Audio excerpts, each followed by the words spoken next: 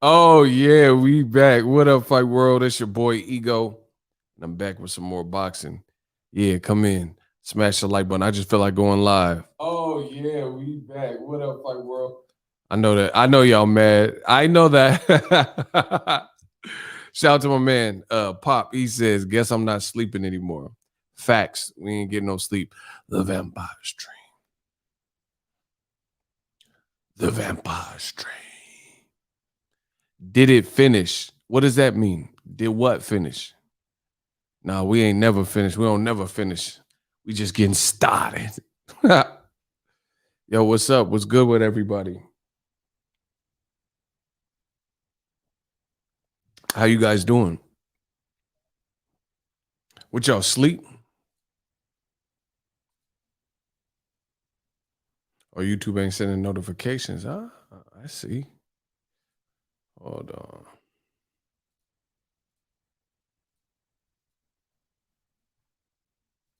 Silver American, what's up? My man Pop is chilling. What's up?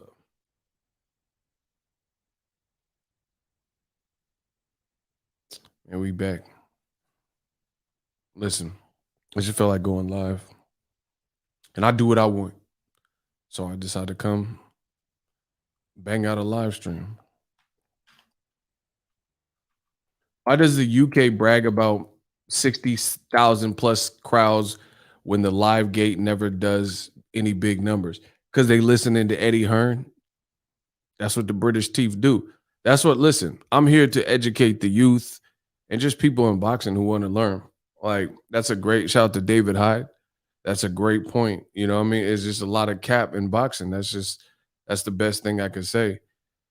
They talking about Joshua sold out in 5 minutes and all that. Bro, his fights are not generating more money than Wilder Fury 2, Wilder Fury 3, or the bigger fights Pacquiao Spence, Pacquiao Keith Thurman, blah, blah, blah. So it's like, what are we talking about? It's 7:45 in South Africa.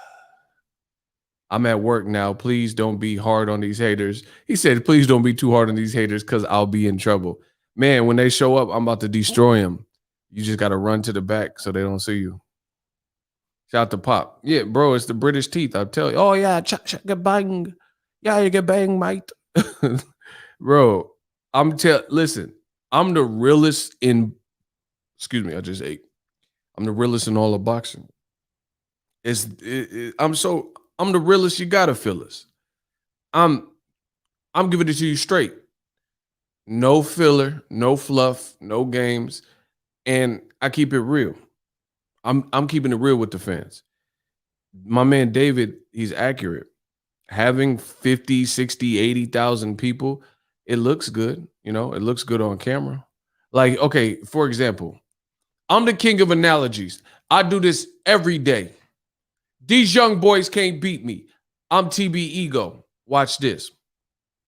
Would you rather have 20 girlfriends, like girls you're dating, 20 girlfriends, girls you're dating, and they all look like mud ducks and water moccasin? Or would you rather have one baddie, like one chick that's just really bad? She a dime, she look good, she dressed good, she good in bed, she smells good, huh? What would you rather have? 20 mud ducks? 20 mud ducks in water moccasin and scallywags? Or one chick that's bad? Listen, I'm a firm believer in quality over quantity. Now, if you had 20, you had a 20-piece nugget and they all fire, and that's what you chose to do, all right, whatever. But me, I'd rather have one chick that's loyal, down to earth, intelligent, look good, you know what I'm saying? Than all the million other scallywags. It's the same concept. You could choose quantity over quality or quality versus quantity. You know, you got to decide in this world which one you want. So it's like, yeah, 80,000 British teeth and then nosebleed and paid 20 pounds for tickets and shit. Like, what is that? Okay, that's cool. Like, I seen John Fury, he just did an interview talking about we need to keep our boys here. Yeah, keep that UK over there. That's fine. But he was like comparing it to America, saying he don't understand why America gets all the fight because we got the money. It's not hard to understand. America generates money. We have America is way bigger than the UK. It's over. It's over. Well, America is way bigger than the UK. UK will never be able to compete with the vast economy that America has, bro. It's just too big. Bro, you're not bigger than California and Texas. You damn near not even bigger than Idaho. So how are you going to pay fighters what you can get in America? There's a reason. Like UK fighters got to wake up and smell the roses and the coffee. There's a reason why the big fights are happening in America because it's the land. You know what I mean? It's the land. This is a land of opportunity, home of the brave. I seen the interview. See, he sounded like he was gonna have a attack, bro. They tell you all this stuff, this cap stuff, and listen. Since when has the UK had a star that was name known, like in a good way and beloved in America? Not in UFC, not in other sports, not in movies. I'm talking about in boxing. Who's the last person that really like made a splash from the UK in America? And I'm talking about like Floyd Mayweather, like you know what I'm saying, like somebody who just came here, like Pacquiao. We'll use Pacquiao. Pacquiao's from the Philippines, and he came over and he started, doing numbers. Name someone from the UK. Who's the last person to do that? Lennox Lewis.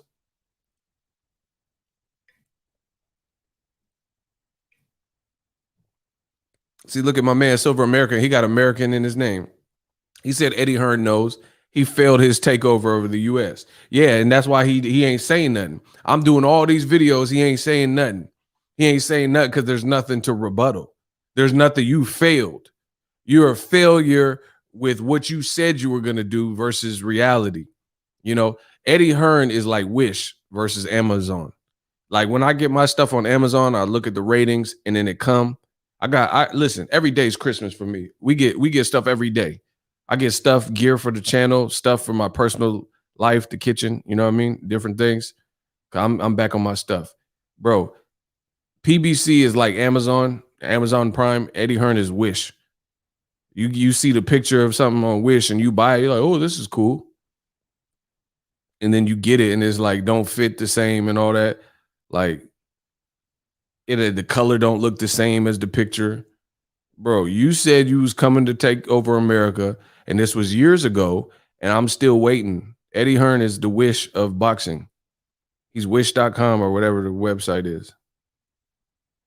He said he was taking over. See, how's it a thing? Listen, and then y'all say I'm the bad guy. Ego Veli the bad guy when I revisit what they told you. See, y'all don't like it when a white man with blue eyes comes from another country and he says all this stuff, and we take notes. We take notes. Nobody want to, except for me, nobody want to hold people accountable in boxing for the stuff they said. I didn't force Canelo to do or say what he's doing.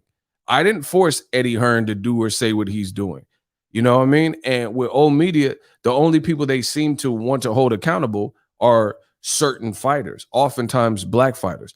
If Broner beat someone up at the club or the mall or bowling alley, this is front page news for everybody. It tanks in a hit and run, pull a girl out the seat, whatever, front page news. But a lot of other stuff, y'all try to let it slide, let it roll. He said it's called Wish because you wishing you get what you pay for. Facts. Bro, listen, prove me wrong. I don't care about nothing else. If you ain't gonna prove me wrong, shut up. Shout out to my boy Isaiah Felix. We just ate the same rice. It's over. Man, listen, these dudes ain't on my level. They ain't half as nice. My boy Isaiah and me, we cooked. We had the same rice. Let's go, bro. Listen.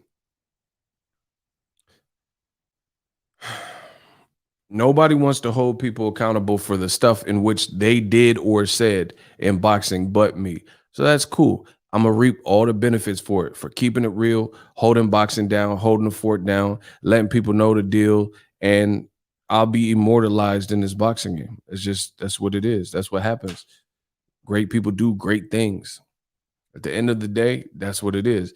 Eddie Hearn came over here talking ish from 2017, and then he kind of stopped talking about the American takeover.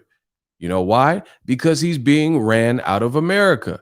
Wilder Fury 3, if Fury shows up or whatever, you have no fight. Listen, DAZN, Eddie Hearn has never, ever put on a fight bigger than Pacquiao Spence or Wilder Fury 3 in America. Changed my mind. But he claimed there was an American takeover. Changed my mind. Yeah, listen, fuck it. I know I'm the host, but I'm going to put y'all to work. Name a fight that Eddie Hearn has ever done in his whole fucking career in America that's bigger than Pacquiao Spence or Wilder Fury 3, both of which are happening, supposed to be back-to-back months, but because Tyson Fury is a drug addict or whatever, we have to wait till October. But it would have been July 24th, and then the next month would have been this month, which is Pacquiao Spence. Name one fight.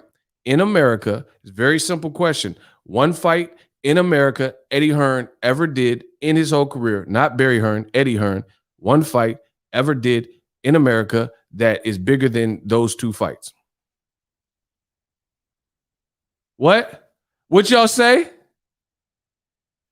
Isaiah, what they say? What they talking about? Fuck is y'all talking about? And then y'all got the audacity to say I'm lying. To say what I'm saying don't make sense. It's over, bro. Look, all of Canelo's fights, or any of them, in your opinion, do you think they're truly bigger than the numbers that Pacquiao Spence and the numbers that Wilder Fury 3 are going to do? Canelo didn't do over 10 million in his gate in any fight in DAZN. These are facts. You could get mad, but these are the facts. I don't care. Listen, if I make people mad, but they get mad with the facts, then I'm good with that. Because that means you just didn't want to hear the truth. I don't care about you. I don't care about you. Why would I care about somebody who's running from the truth? Listen, why would I be mad that you don't like what I'm saying, but what I'm saying is true, and you don't want to admit or acknowledge the truth? That sounds like a personal problem to me. Canelo Alvarez has not done a live gate since he's been with DAZN that was $10 million or over. But in the past with HBO and Showtime, and he wasn't on this weirdo pay scale that doesn't make sense, he has done over 10 million. It's not going to work. You guys can get mad. Listen, if I'm the bad guy, then fuck it. I'm the Joker. Good evening, ladies and gentlemen. We are tonight's, bro, I guess I'm the Joker then. I guess I'm the Joker. Fuck it. If I gotta be the bad guy, then I'm the bad guy, because everything I'm saying is true. Bro, I'll be the Joker. I'm Heath Ledger. Don't push me to the edge. Come on. I'm on the ledge. Don't push me. I'm the new Heath Ledger. Good evening. You want to know how I got this scar?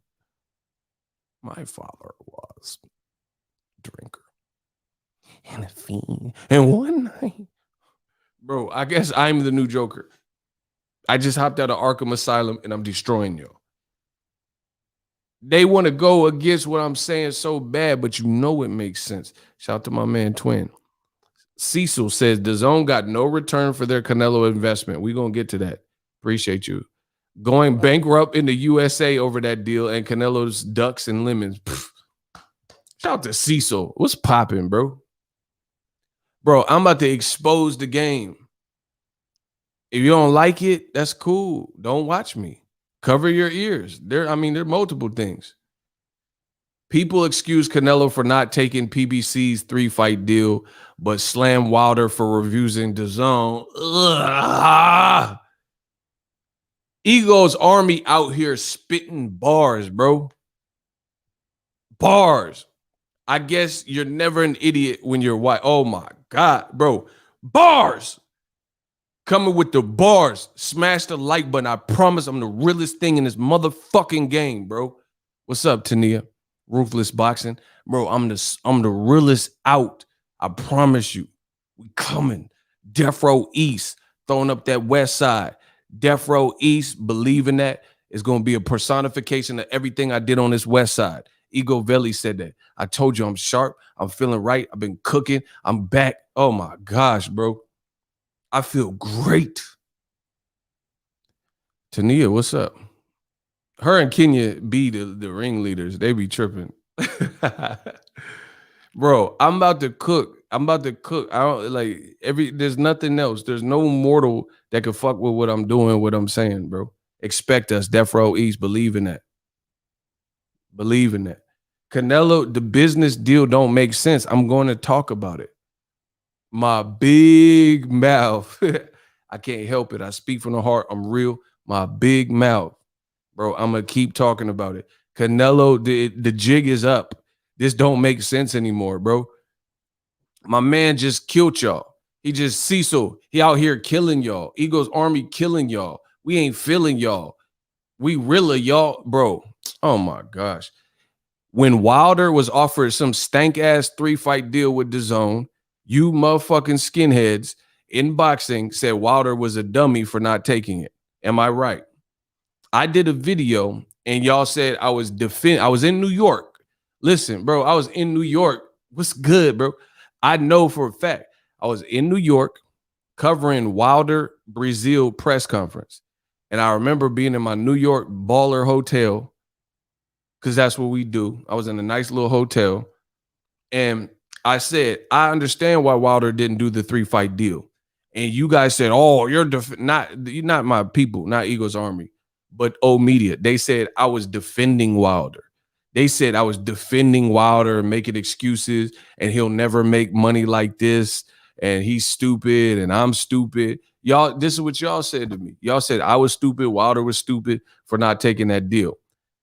Then, you know, they even send bots to that stream. I remember it well. We started getting these bots and they were saying all kinds of crazy stuff. I'm like, what is this? They were sending bots trying to terrorize the stream and raid the stream, all types of stuff. But I ate that because I'm a thug. That's what I was like, all right. And I dealt with that. Months later, John Skipper of DAZN came out and said, we knew when Wilder left that we had, he said, we knew that we had messed up the deal with Wilder. Myron Dinner, appreciate you. It's magic, y'all. Listen, y'all gonna pay me or you gonna pay attention? You gonna pay me or you gonna pay attention? Likes or loot. I promise you, those are your only options. You a hater, show your face so we can get the clapping, bro. Listen.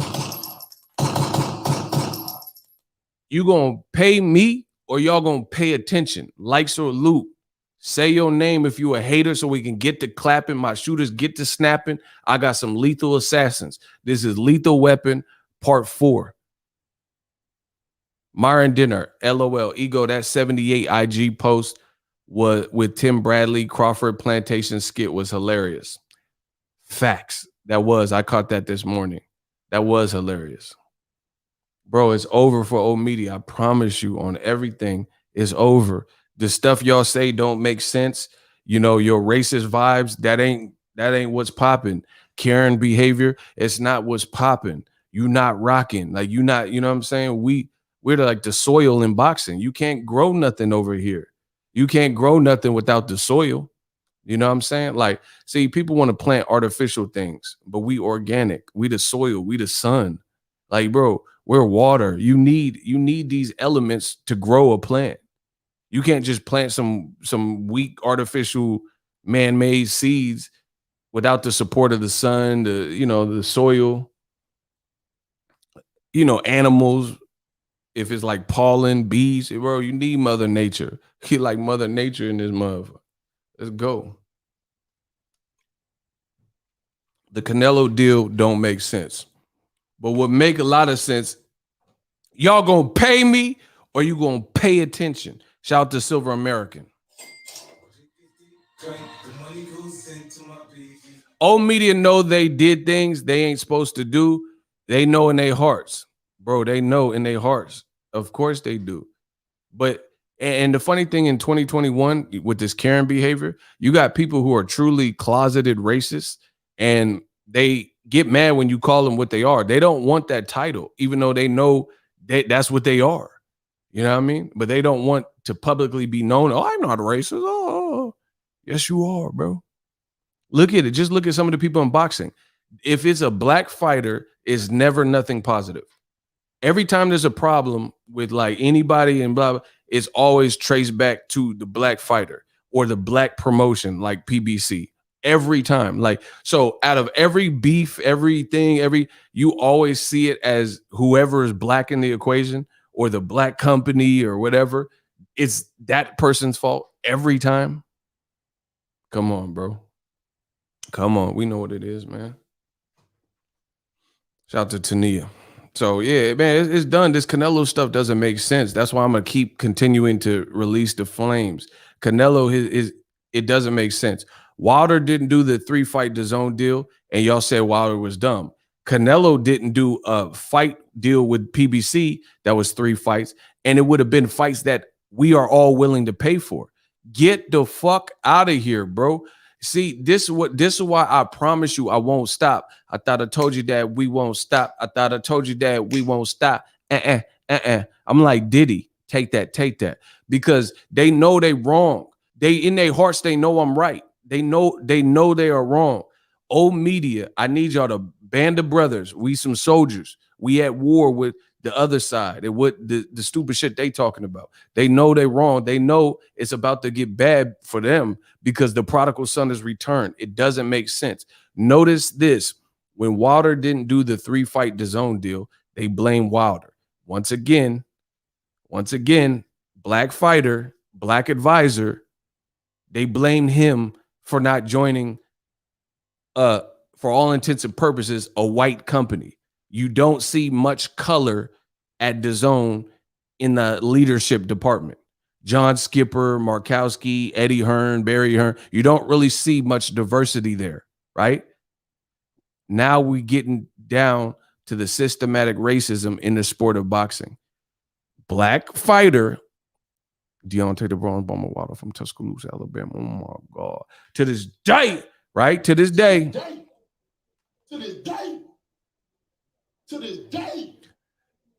They were mad a black fighter from the dark skin, from the deep south, did not sign with a white man, John Skipper, and DAZN, which is, unless you can, Len Blavnik, Barry Hearn, Eddie Hearn, Markowski, Adam, or whatever the dude's name is with Matchroom, Eddie, name somebody of that has any level of diversity in terms of DAZN leadership, right?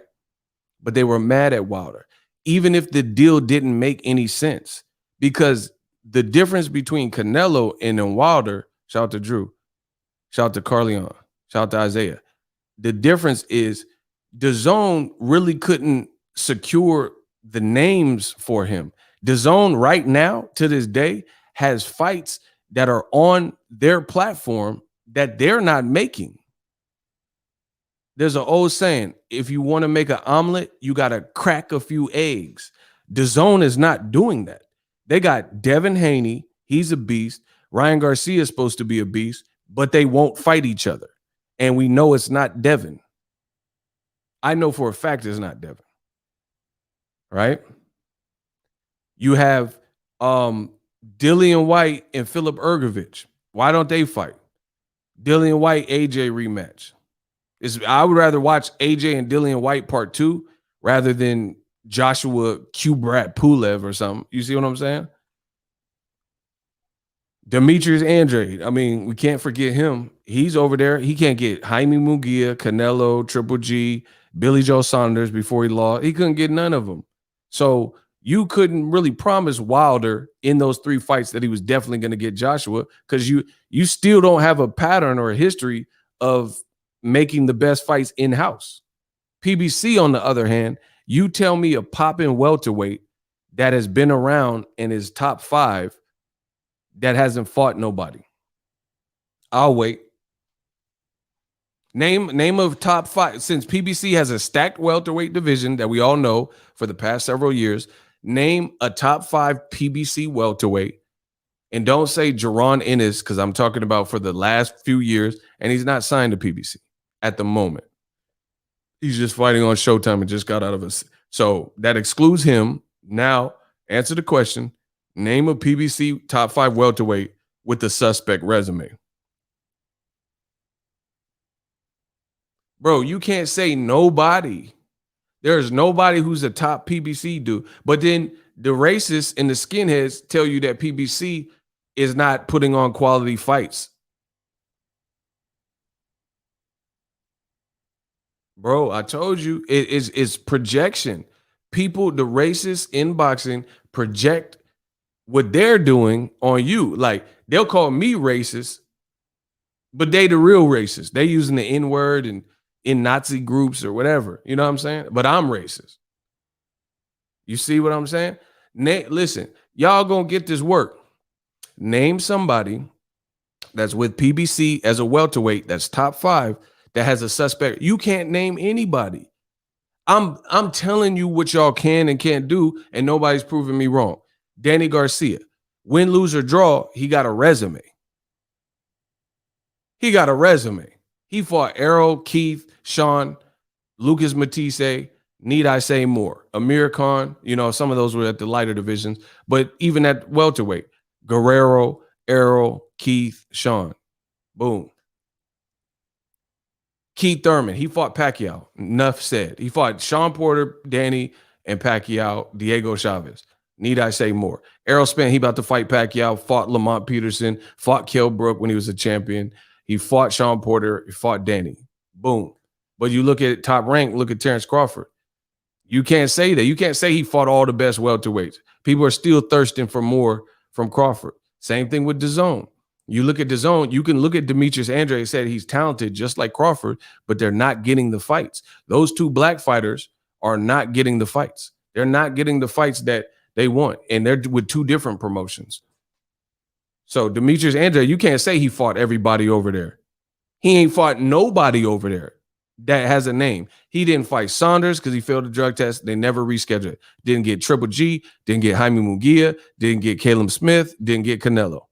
So he ain't fought none of the name. He didn't get Darvin Chang. He ain't got nobody. And 5 of those people I named of the 6 are over there on DAZN. Okay. But when Wilder, a black fighter, didn't sign to, for all intents and purposes, the white promoter, Eddie Hearn and DAZN, John Skipper, whatever, y'all was mad. But then y'all not mad when Canelo, a Mexican fighter, don't sign a 3-fight deal to a black advisors company, Al Heyman. And then Canelo's whole recent career is based on finger pointing the other side that this fight didn't happen for X, Y, and Z reasons. That is stale. It is dry. Bro, Canelo out here looking like Dipset last night. Jim Jones falling off stage, Jada spitting a nasty freestyle. Like, bro, Canelo out here looking like Dipset. It's over. He looking like the Verzuz battle. Ego versus Canelo with this argument. Canelo out here looking like Dipset. Like I said, Styles P ripping off Cam's shoe and shit. Jim Jones fell off the stage. He was so worried. You know what I'm saying? Like, bro, it's looking bad for your boy Canelo. And then Jada start putting the who shot your beat on, and then it really get ugly. It really get dark for him. Bro, I'm the new Locks. I'm like the Locks, bro. Canelo looking like Dipset. Shout out to Jada. Kiss my ass, bro. I'm bodying him like that. Bro, it got so bad for Dipset that Cam took the name literally, because there was a part in the Verzuz battle where I was like, where's Cam? And it was just Jim Jones, Freaky, and Santana. I was like, where Cam? He really dipped the set. Like, he dipped the set and was gone. I was like, where'd he go? Bro, Cam went to the vending machine. Go watch that again. Rewatch it. Bro, there was a section where Cam was just like, I couldn't even see him on the stage. I was like, where'd he go? Bro, Cam went to the vending machine to refuel. He tried to get a Red Bull or something. Killer. Man, I need a Red Bull, the Red Bull, the Red. Bro, that was ugly. Jada and Locks, Sal's, Sheik, y'all didn't have to do all that. Come on, bro. Cam, he started trying to freestyle, got booed. That was, bro, they Papa Doc my boy Cam. And you know I like Cam, but he got hit with the Papa Doc. They started booing him and shit. Bro, that was like some 8 Mile shit. Boom, boom, boom. So I'm a German, eh? That's okay. You look like a fucking worm with braids. Bro, that was some 8 Mile shit. Boom, boom, boom, boom. Tank top screaming lotto, I don't fit you. You see how far them white jokes get you? Boys like, how Vanilla Ice gonna dish you? My motto, fuck lotto. I give them, bro. Now they start booing my boy. And the thing is, Cam can really freeze. So I don't know. It wasn't a night, bro. Hey, Twin doing too much. He said, you know, I was hurt. I named my son after Cam. Hey, bro. That's hella funny. Bro, I love Dipset, but they got bodied. I know the Harlem dudes was mad doing the Harlem Shake and shit. Man, bro, the Harlem dudes was mad. But listen, the locks are just God tier. It's just over. Bro, Jada was violating from the jump. The man snatched off Joel's bandana and stepped on it. Then he called Freaky. He said, you like the fat dude from Drew Hill. I almost fell out my seat. Bro, Jada said, bro, Jada was violating. Some of them were so quick and like spiteful that you might not have caught it. He told Freaky, who wasn't doing none of the rapping, he was like hype man in it. He said, you like the fat dude from Drew Hill. I was like, oh my gosh, bro. Jada was on demon time. That was crazy, bro. It was good for the culture, though. It was good for the culture. But the Dipset was pissing me off because they wasn't even playing the right songs. I had this conversation with my man. He from New York, but I don't think they was playing all the right. Like, of course, Santana's Town. That like Dipset, bro. Jada was violent. He said we got Grammys. They don't even know what those look like. He said they got grams, bars, bro. Dipset plays some of the right songs, but to me, when they did the encore and they extended the time, Dipset started playing better. Like their second set after the first 20, after they got slaughtered with the first 20, their second encore shit was way better. But it was too late. You know what I'm saying? You lost like the first 20. You lost the first 20. That's the whole versus battle you lost. You know what I'm saying? That was crazy, bro.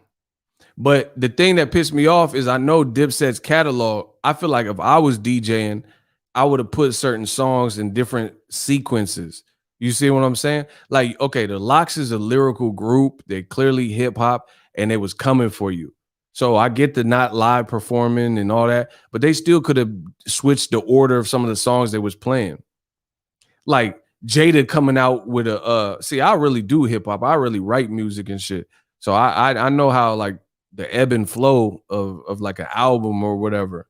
And like the thing is, you can't let Jada, he violating you and coming with these street hits and like niggas done started something. Don't come at me with no bullshit. Use caution. Cause when I wet shit, I dead shit like a abortion from Bigger Portion. And racketeering. Like he coming with shit like that. Classic beats on a classic. Rest in peace to X, you know, classic albums. And he was coming with his verse from stuff like that. And then Cam talking about, you gonna suck it or not. Like, nah, bro. Why would you follow niggas does start or something? How you gonna follow that with suck it or not, bro? Nah. That song was cool, but nah. That I thought the placement of the songs was like real weird. Like you can't play suck it or not right there. You know what I'm saying? And they kept doing that. They was playing like weird songs, like Jada spitting freestyles and Who Shot Your Beats and remixing it. And you play stuff like Suck It or Not right there. It's just not going to win it for you. You see what I'm saying? That's just not going to do it. Jada even said that. He said, that was decent, but it's not enough. That man said, that was decent, but it's not enough. Bro, Jada is on demon time. He 2-0 in the verses. Y'all better leave that man alone. Bro, you can't play Suck It or Not after. And see, I'm telling you, I could have did a better job. I don't know how to DJ, but I'm saying I could have picked better tracks. You up against Lox, lyrical group. Why the fuck did you not put Joel's mic check? Remember that? Mic check 1 2 1 2. Bro, they didn't play mic check, and you up against hip hop. You know what I'm saying? Like that was weird. They didn't play Get 'Em Daddy remix. What? What? Bro, they tripping. You play Suck It or Not, but you didn't play Mic Check by Jewels. You didn't play Get 'Em Daddy remix. Man, I'm Hulk Hogan, Randy Savage, Bob Backlund, Paul Acton. Ha ha. Who they think they carjacking? You dumping and dump. I slumped and I slumped. They made my cars like an elephant, the trunk in the front. Kill, bro. You didn't play Banned from TV? Oh my God, bro. They was fucking up. Bro, you didn't play Cam. Bro, listen to Cam's Banned from TV verse. Their placement and song selection at each given time was horrible. Horrible. You deserve to get slaughtered. Bro, Cam, and that's what I'm saying. They got some stuff that would have been good in certain spots, but they didn't even play it. You know what I mean? Like, bro, I would have played Get 'Em Daddy, Mic Check. I would have put Beamer Benza Bentley, Beamer Benza Bentley. My pocket's never empty. Joel's could have did his verse for that. Man, come on. What are we talking about? Bro, y'all forgot about Beamer Benza Bentley, Beamer Benza Bentley. My pocket's never empty. Joel's could have went there. What else? Clockwork, Joel's Clockwork. Tick, tick, Clockwork. The other one I'm surprised, like when Styles did Locked Up or something, they could have put Joel's There It Go. Remember the whistle song? Oh my gosh, bro. They was fucking up. Bro, how you don't play Joel's The Whistle song? That shit went crazy, bro. I'll be at the club and that shit went crazy. That's how I know they fucked up. Bro, we be at the club and shit. You got a little drink. There it go. And I'll be behind a beezy. I was trying to get, this was before OnlyFans. I was trying to get there with these chicks out here in the Bay. You feel me? You feel me? I was out here. You didn't play none of that. Like, man, come on. That whistle song would have hit at some point. Bro, I'm telling you, I was on them girls with that whistle song. They'd be backing it up. I'm like, oh shit. There you go. Bro, I'm gonna tell you, for a New York artist, the person in like that had the clubs crazy as a rapper, 50. Out here in the Bay, bro, 50 had, like, when that Go Shoddy, It's Your Birthday, when that came on, bro, females damn near got naked out here. That shit was crazy. I'm talking about for like a New York artist in Cali. Bro, when 50 first bust the scene, man, that shit was diffy. That shit was diffy.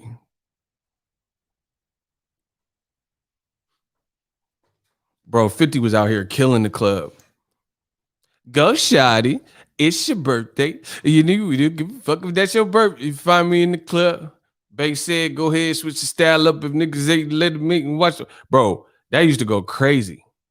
The Game too. Yeah, but he West Coast, so I'm trying to give credit to a New York. Game was West Coast, so you know that shit was banging.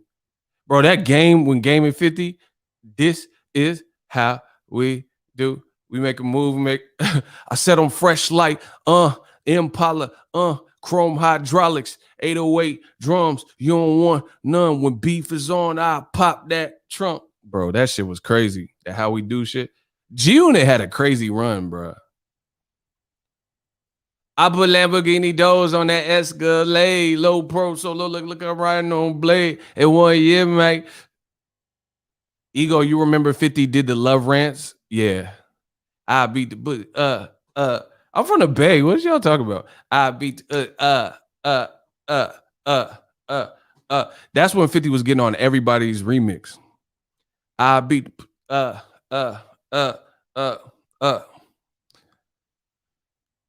Yeah, that shit was crazy. 50 was on, bro. He was getting on anybody's remix. To the damn booty. To the damn booty. He was on all of them. He was on all them remixes. Yeah, bro. They was killing. Anyway, I ain't gonna let Canelo off the hook. Hell no. Let's get back to it. Hold on. Y'all have me distracted. You know this music. Man, I made some dinner. The kid is back, man. That's why we feeling good, man. The kid is back. Real rap. The kid is back, man. Man, I made grilled salmon. I put it on my what's it called? On my community page. Bro, look. Man, it looked weird because the green screen's taking off the color, but it's on my community tab on my Instagram, bro. That salmon was hitting. I feel good. See, the good thing when you cook at home and shit is like you still feel light. Like I feel like I still feel fast. You see what I'm saying? I still feel like Pacquiao. Like I still feel good. You know what I'm saying? Like when you eat a lot of processed foods and shit and go out to eat like super foul, you feel like like I still feel good because I've been eating better and eating homemade. Shout out to my man Boss Red. He said YouTube is hating. Man, we took a detour. We were talking about that Dipset stuff. So you right back. We about to give it to Canelo. Hey, Canelo, Ego about to give it to you. About to give it to you. Ego go give it to you. Hold on. Let's get back to it. Let's jump right in. Boss Red, you right on time. Let's get it. Smash the like button. Canelo, it's over, dog. So when Deontay the Bronze Bomber Wilder from Tuscaloosa, Alabama, oh my God, when he didn't want to take that 3-fight deal with DAZN, media complained. They said, why didn't Wilder do it? He's a dummy. You see, they don't like when a young black man don't want to join forces with a white man's company like Eddie Hearn and DAZN. They don't like it. I promise you. They don't like, the racists in the old media, they look at that as like, you spit in their faces and how dare you Negro. That's how they looking at it. I promise you. I see it. Why was everybody so mad that Deontay Wilder said, I'm betting on myself. I trust my team. We not going to DAZN. But then Canelo Alvarez, he don't do a 3-fight deal or a 1-fight deal with PBC, and they acting like they happy. Biggie, what happened? They acting like they happy. And you know, if Canelo did the 1-fight deal, it would have been Caleb Plant. And if he did a 3-fight deal, likely it would have been Caleb Plant. If you got past that, probably a David Benavidez or a Jamal Charlo would have been somewhere. So that's what I'm saying. What I'm doing here, that's why I know what I'm doing. I'm destroying them. They're not here. They're here to infiltrate and fuck up boxing. COINTELPRO. They're not here to grow the sport of boxing. Trust me on this one. Trust me, I promise you, they're not here. They're not here for it. They don't care what's better. They know Canelo going to pay-per-view makes more sense. Now his paychecks can be justified and the opposition would be better, but they don't want that because they want Canelo to keep winning or they want him to just stay away from the black company or whatever, Al Heyman, and they egging this on. But as soon as a black man didn't want to sign to a white man, Wilder, DAZN company, then they was mad at the black fighter. You see how this works? West Side. I'm still throwing up West Side. So how is it a problem when Wilder, and you know they could, listen, I'll take it even deeper. I'll take it deeper than that. When Wilder was going to do the DAZN deal, let's say he signed. Joshua lost right after those meetings. He got stopped by Andy Ruiz. So he had to rematch Andy Ruiz. So what the fuck would Wilder be doing on DAZN, seeing how Joshua took an L to Andy Ruiz right after that? Because remember, the Wilder meeting was right before the Brazil fight, which was in May. So he had a meeting with them, and then he chose not to sign to DAZN. And then in May, he was fighting Brazil. Joshua lost to Ruiz in like June or July, so the next month. So even if Wilder signed to DAZN for 3 fights, he wouldn't have got Joshua because Joshua got his ass kicked by Ruiz off a 5-week camp and then had to exercise an immediate rematch, and then they took it to Saudi Arabia and they fought in December. So how would Wilder have even fought Joshua since Joshua couldn't even get past Ruiz late notice when Miller failed the drug test? So Wilder would have fought Brazil on DAZN when he could have just fought them on PBC. Meanwhile, Canelo, if he were to sign to PBC right now, he's definitely fighting Caleb Plant. They would make that fight. No doubt about it. as long as it was okay with Canelo, which is presumably why he was in negotiations. David Benavidez, he wants the Canelo fight. So you know that's an easy fight to make unless Canelo and Eddie Reynoso don't want the fight. This is the problem, bro.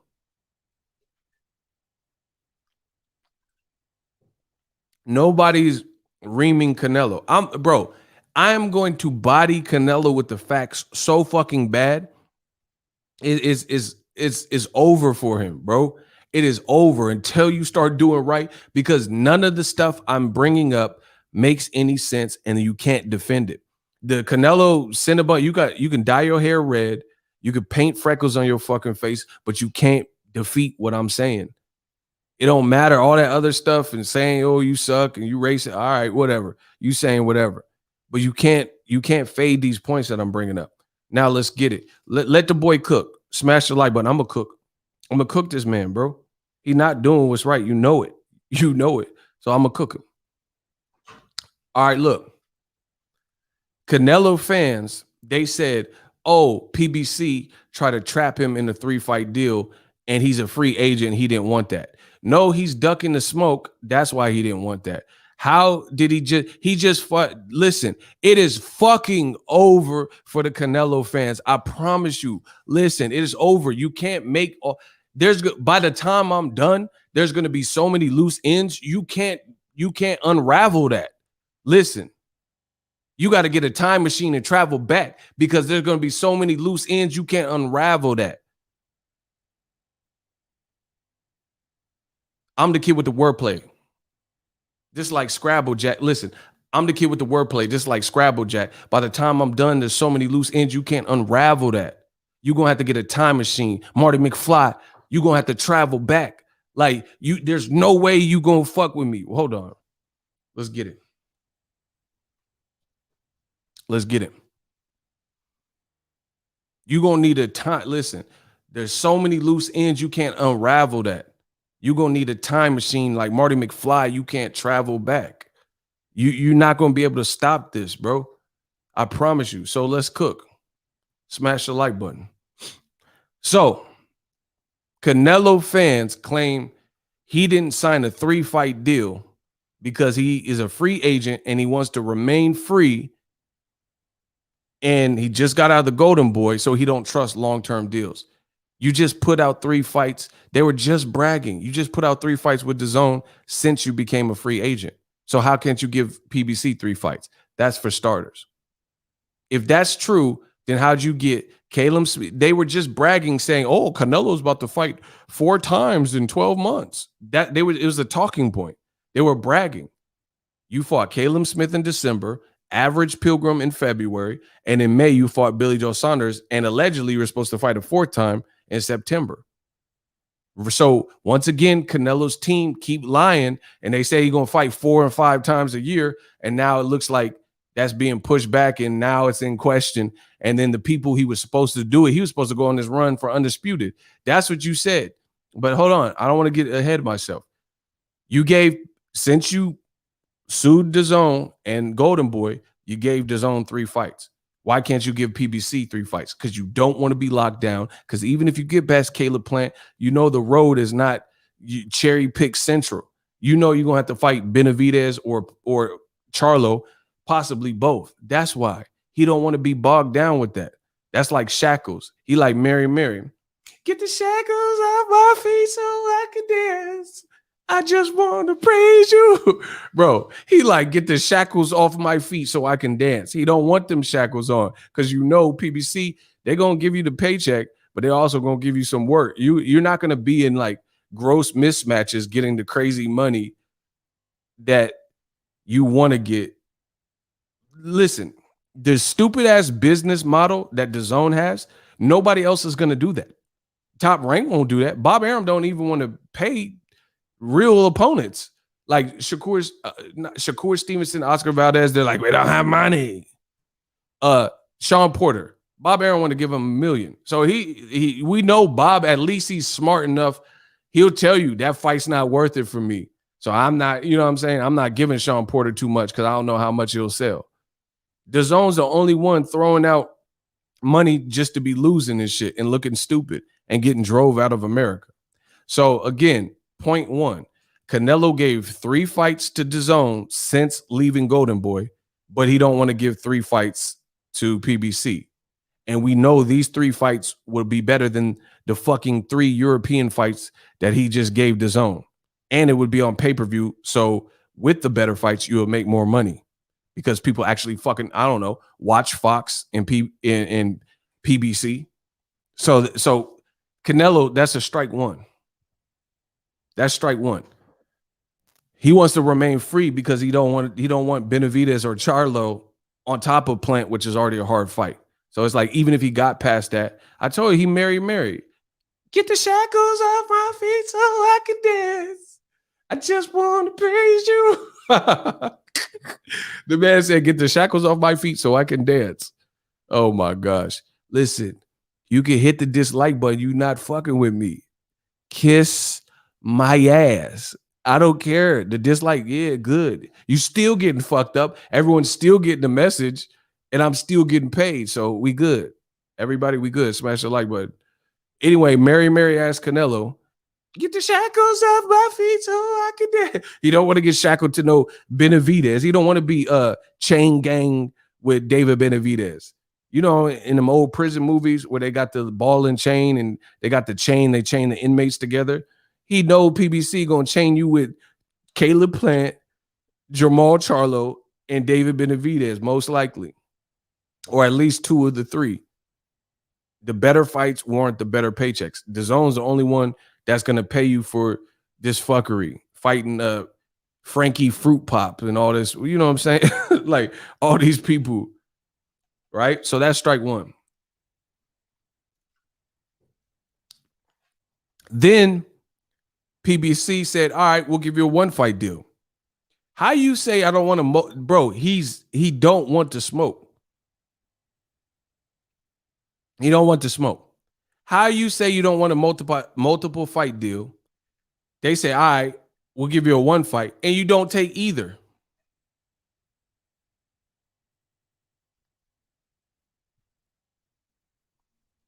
What was the point of that? What was the point of saying I'm not doing a multi-fight deal? I only want a 1 fight deal. And then they offer you a nice 1 fight deal, and you say, nah, I don't want that either. And then Canelo fans want to blame it on PBC and Caleb Plant because it suits their agenda and makes them feel better. It makes their vaginas feel better. Listen, the Canelo man fans, it makes their vaginas, it soothes their vaginas. It's like Summer's Eve. It soothes their vaginas when they just lie and blame everybody else for Canelo not being able to get any of the opponents that he wants. You know, it pacifies them. It's like Massengale. Like, it's like, oh, I feel rejuvenated. You see what I'm saying? Shout out to Tania. Yeah. It satisfies their craving. So that's cool. Yeah, I'm just saying it helps their vagina, like cranberry juice. It helps their vaginas. So that's that. That's strike one. Let's keep going. Then Canelo Alvarez, they offer you a 1 fight deal, and you say, I ain't taking that either. What? I thought, okay, so Canelo fans said, oh, it's because there was a multiple fight deal. Then they offer you a 1 fight deal, and that's not good enough. And there was all these things, amendments, and they amended a lot of that stuff for you. And you still don't take it. But the same Canelo fans is mad at Wilder when he didn't go to DAZN. And they couldn't even provide. DAZN couldn't, bro, remember, bro, this is real analogous. Canelo was offered $40 million guaranteed plus perks and pay-per-view. DAZN, Wilder would have been fighting, I guess, is supposedly, which I told you how that math wouldn't work because he lost to Ruiz. But the idea was that he was going to fight Joshua for $40 million flat fee, no pay-per-view. You tell me what business makes the most sense. Canelo, you're a star. We'll give you $40 million plus incentivize you and get pay-per-view. Wilder, you stupid idiots, told him to take the 3 fight deal, right? And that was $40 million flat. There was no pay-per-view because at the time, DAZN said we're not doing pay-per-view. So what's the real raw deal? So Wilder should have took a 3-fight deal, 20 million, 40 million, 40 million flat, no pay-per-view, but Canelo shouldn't have took a multiple fight deal or a 1-fight deal where he would have got 40 million at least in the first fight plus pay-per-view, a portion of that. Oh man, it's looking bad. Strike 2. It's looking bad for the Canelo fans. So the Canelo fans said, oh, you know, Caleb Plant, it's his fault. All right. Caleb Plant agreed to his side. They lying and saying Caleb Plant wanted more money. Caleb Plant was already agreed. He already signed his portion. So that can't be it. Strike 3. This is easy. You see how it's getting easy for me. Smash the like button. It's getting easy for me. Bro, Canelo fans can't talk their way out of these things. It's just too much working against him. Now, this is a fun one. I've already struck him out, but I'm an asshole. So let's just keep being an asshole and add salt to the wound. Canelo Alvarez, it was said that on top of these other excuses to not fight and go over to PBC, it was said that Canelo Alvarez, hey, y'all got to get the likes up. I see YouTube is playing with it, but I need y'all to get the likes up. Y'all got to do that. I'm going to drink some water, but y'all got to get the likes up. I'm cooking y'all. I'm cooking y'all with all facts too.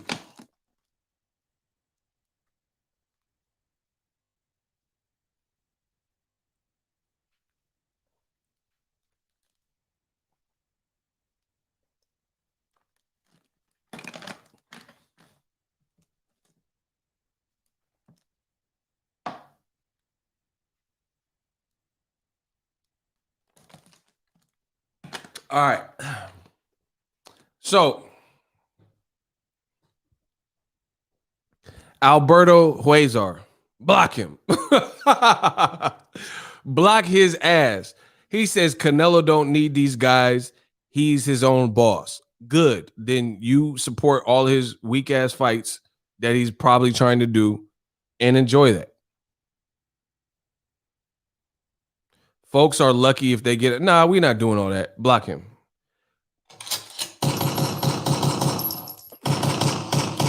The delusions of grandeur from Canelo fans. Bro, Canelo can keep doing it. Good. Support it, Albert. Support it.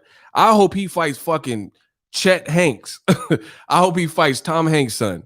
Good. Support it. Do that. I'm not. So he gonna need all the support he could get because it ain't coming from over here. Bro, we got to draw the line in the sand. Bro, and the funny thing is you got all these Canelo man fans that they like to get on and like stir the pot or whatever, but his numbers are going to fucking flop. If he doesn't fight, they're going to flop. So all this is what I'm telling you guys about this internet. I have been on the internet making money for over a decade. I'm telling you how this works. Listen to me. Smash the like button. They come on my channel, which is free, and they do free things like leave a comment. They, for free, say they disagree with me, right? All the while, you can't save Canelo. His star power is dwindling. Shout out to Isaiah Felix. Absolutely. You cannot save this man because you're doing the free thing, coming onto my channel, and you on my day to defend Canelo, but you're not going to defend Canelo in these matches with your wallet. So his numbers will continue to suffer because you know these aren't the top level fights that anybody's requesting. So I like it. I enjoy it because at the end of the day, you can say whatever you want. I'm lying. I don't know what I'm talking about, this and that. But his numbers will continue to suffer unless you support him. So go over there and support him and go support these matches. Go support Bivol at a Catchweight. Enjoy.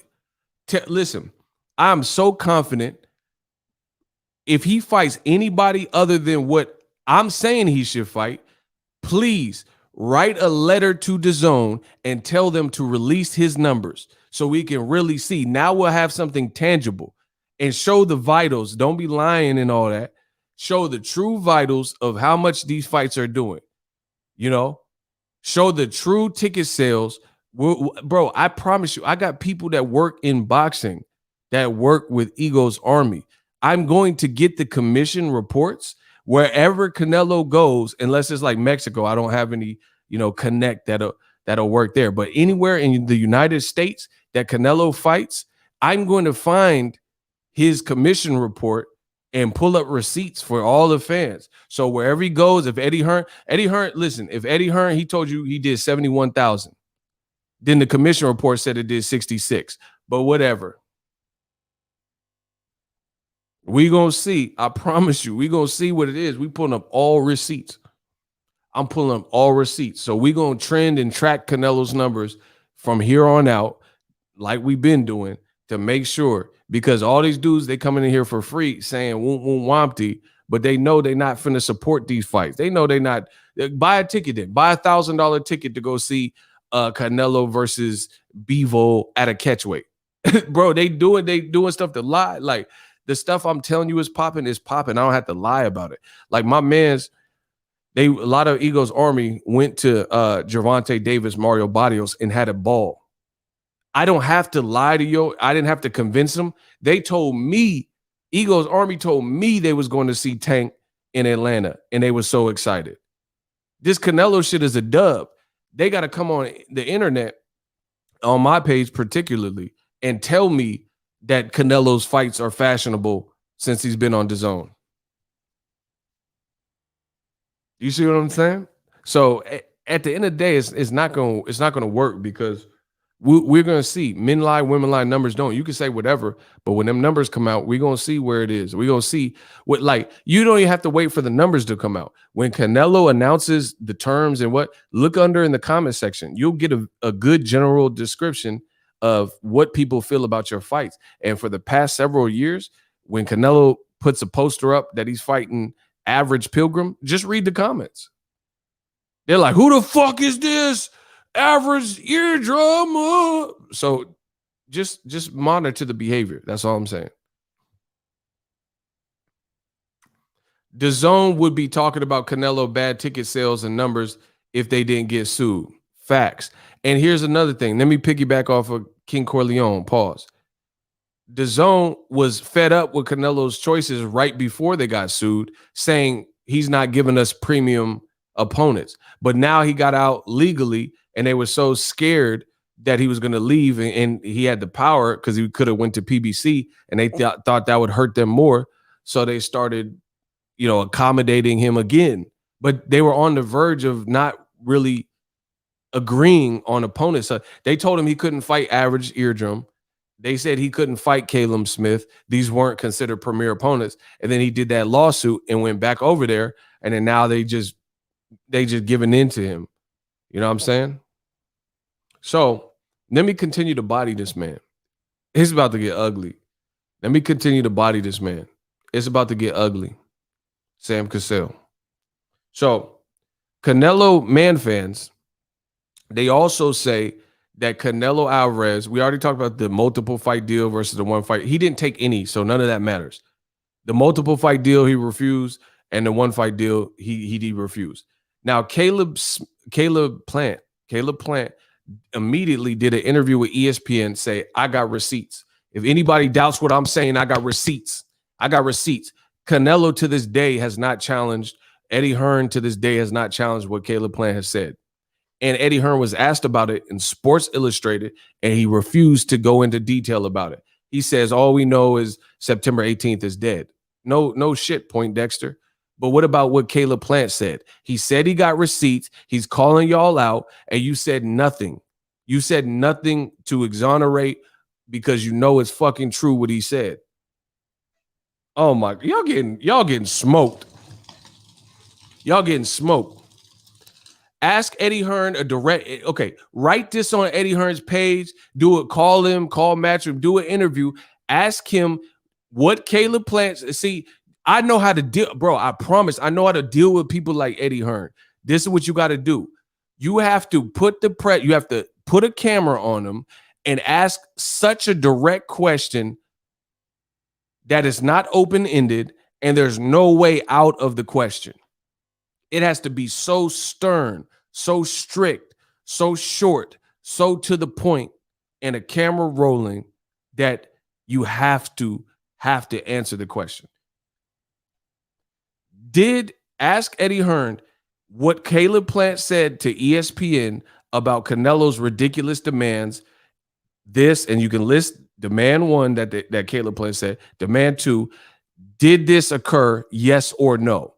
Like that. That's how you have to ask questions. But guess what? Eddie Hearn stays away from people like me in order to be with the people in media that will ask him softball questions, because he knows the prodigal son has returned, and he knows they're not going to ask him anything tough.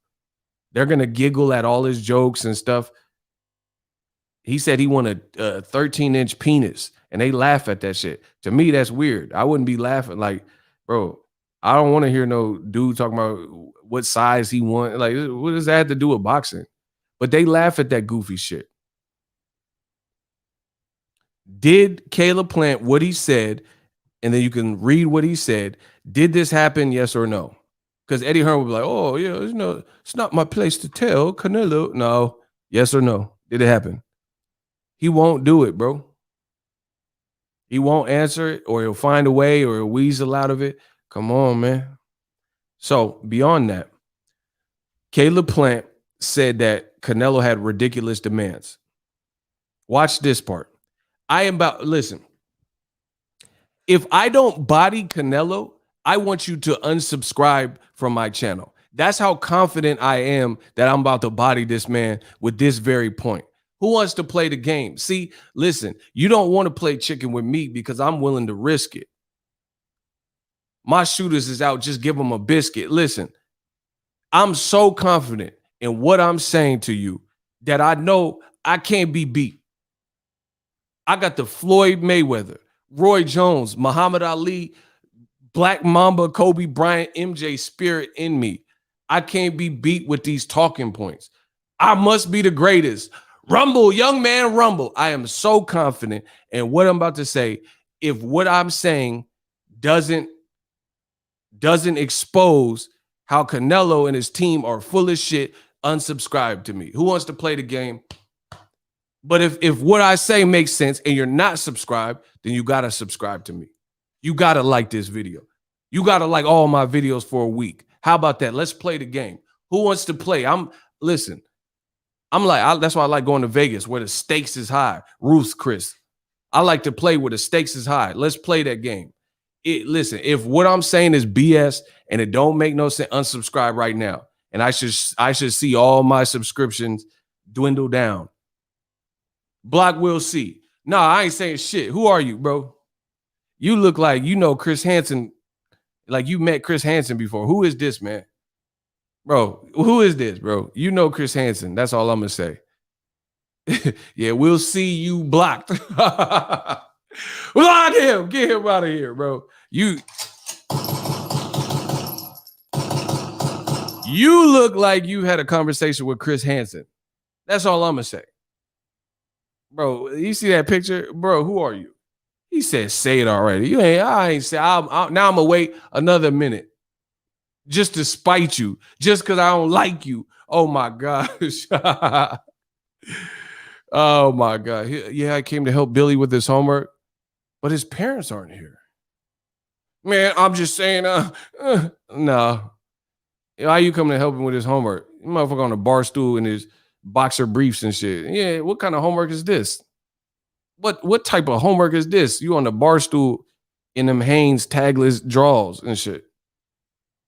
See, I know y'all be on some foul shit. Listen, shout out to Manny, do it yourself. He said, I'm Mexican, bro, and that shit saddens me. Canelo is cherry picking and being a prima donna now. He's the Kanye of boxing. How, Sway? How? He said, Kanye, I miss the old Nello. Shout out to my boy Manny. He said, we call him Chris Handsome. All right. So y'all know the rules. If what I'm saying don't make no sense, you can unsubscribe. They want me to talk the talk. All right, listen. That's how confident I am. I'm just trying to show y'all, bro. He in the tagless draws. All right, look. I'm gonna body this man. Watch. Caleb Plant did an interview with ESPN and said Canelo basically had ridiculous demands. He said his demands had weird clauses like, if I get sick, Caleb Plant, then the fight is canceled between us, not postponed. He's not waiting. He's not going to wait for me to get better. And he wants a replacement opponent for the same deal, 40 million guaranteed plus incentives. But then if Canelo himself were to get sick or injured, everybody got to wait for him to get better. So Caleb Plant presumably couldn't fight nobody else. They couldn't move on. They'd have to wait for Canelo. So if Canelo rolled or broke his ankle, knock on wood, then Canelo Alvarez would have time to heal. And if it took 6 to 8 months, like Conor McGregor injury or something crazy, then Caleb Plant is just inactive this whole time.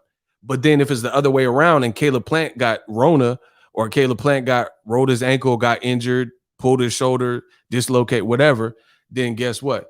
He's saying that he gets a late replacement opponent. Who heard that? Who heard that? He said, and Caleb still agreed to that. That's ridiculous too, right? So watch this. Watch how I bodied Canelo. He said, I was born ready. I was born ready too. Watch how I body this man. So did anyone else hear that? If you didn't, go to ESPN. The day it said the fight is dead in the water. I just want to know right now, is anyone that heard that before I said that? If Caleb Plant were to get sick or injured, then the show must go on.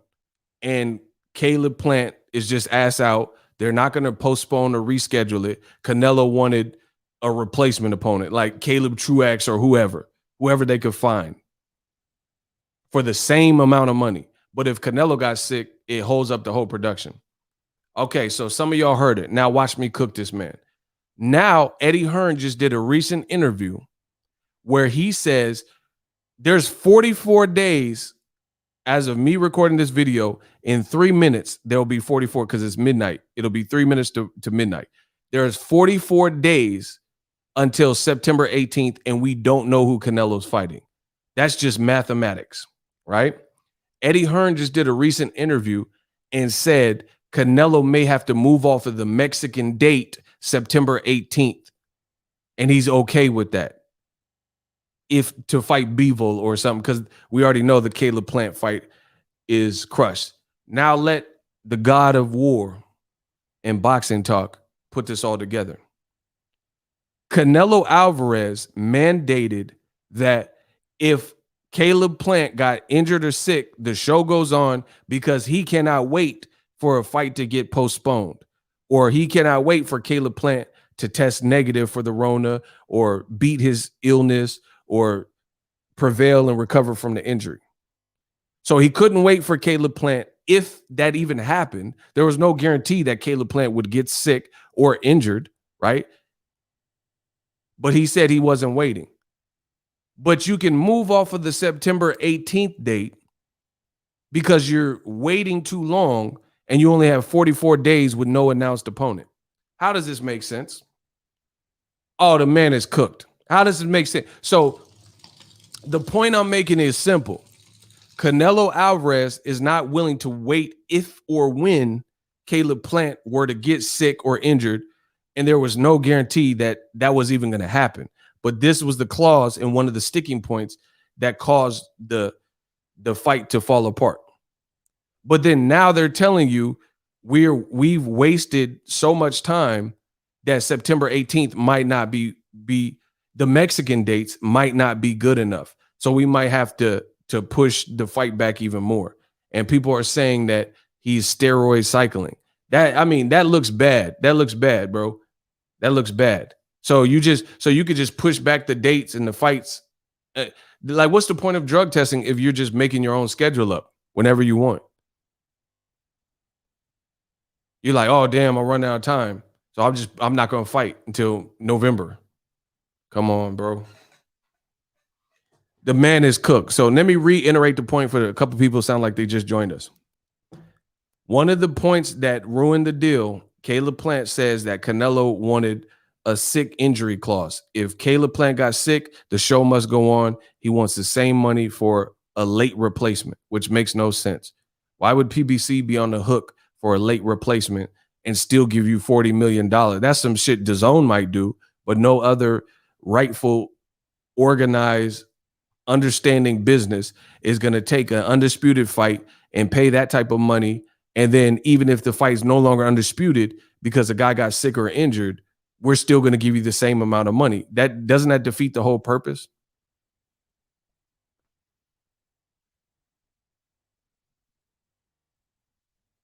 Doesn't that defeat the whole purpose?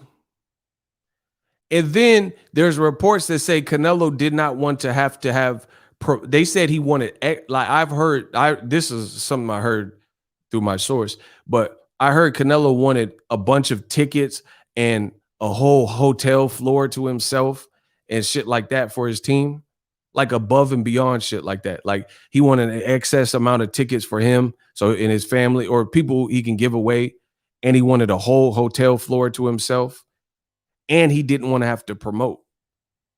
Like he didn't want to have to do like mandatory press conferences and shit like that. So it's like, bro, who the fuck who's gonna pay you $40 million and you don't want to promote? You want all these tickets, you know, you want a whole hotel floor to yourself and your team, right? The man is a fucking diva, bro. Great fighter, but he's a diva. Like, and then on top, like, even if they gave you some of that stuff, you don't want to promote though.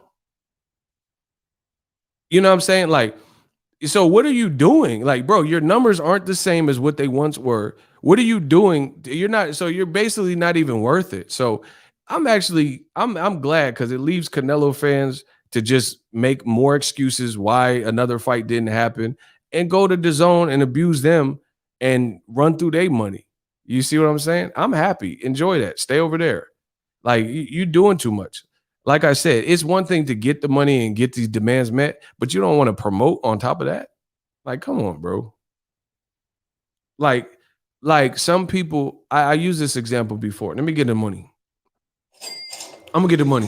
The money goes into my baby. Canelo is a coward. Shout out to JRG. JRJ. Canelo is a coward. I'm sorry. No way he's pound for pound. Keep shining, my guy. Bro, Marlene I'm trying to get there. It's so much to cook Canelo with. I might make this into a mini series like Roots.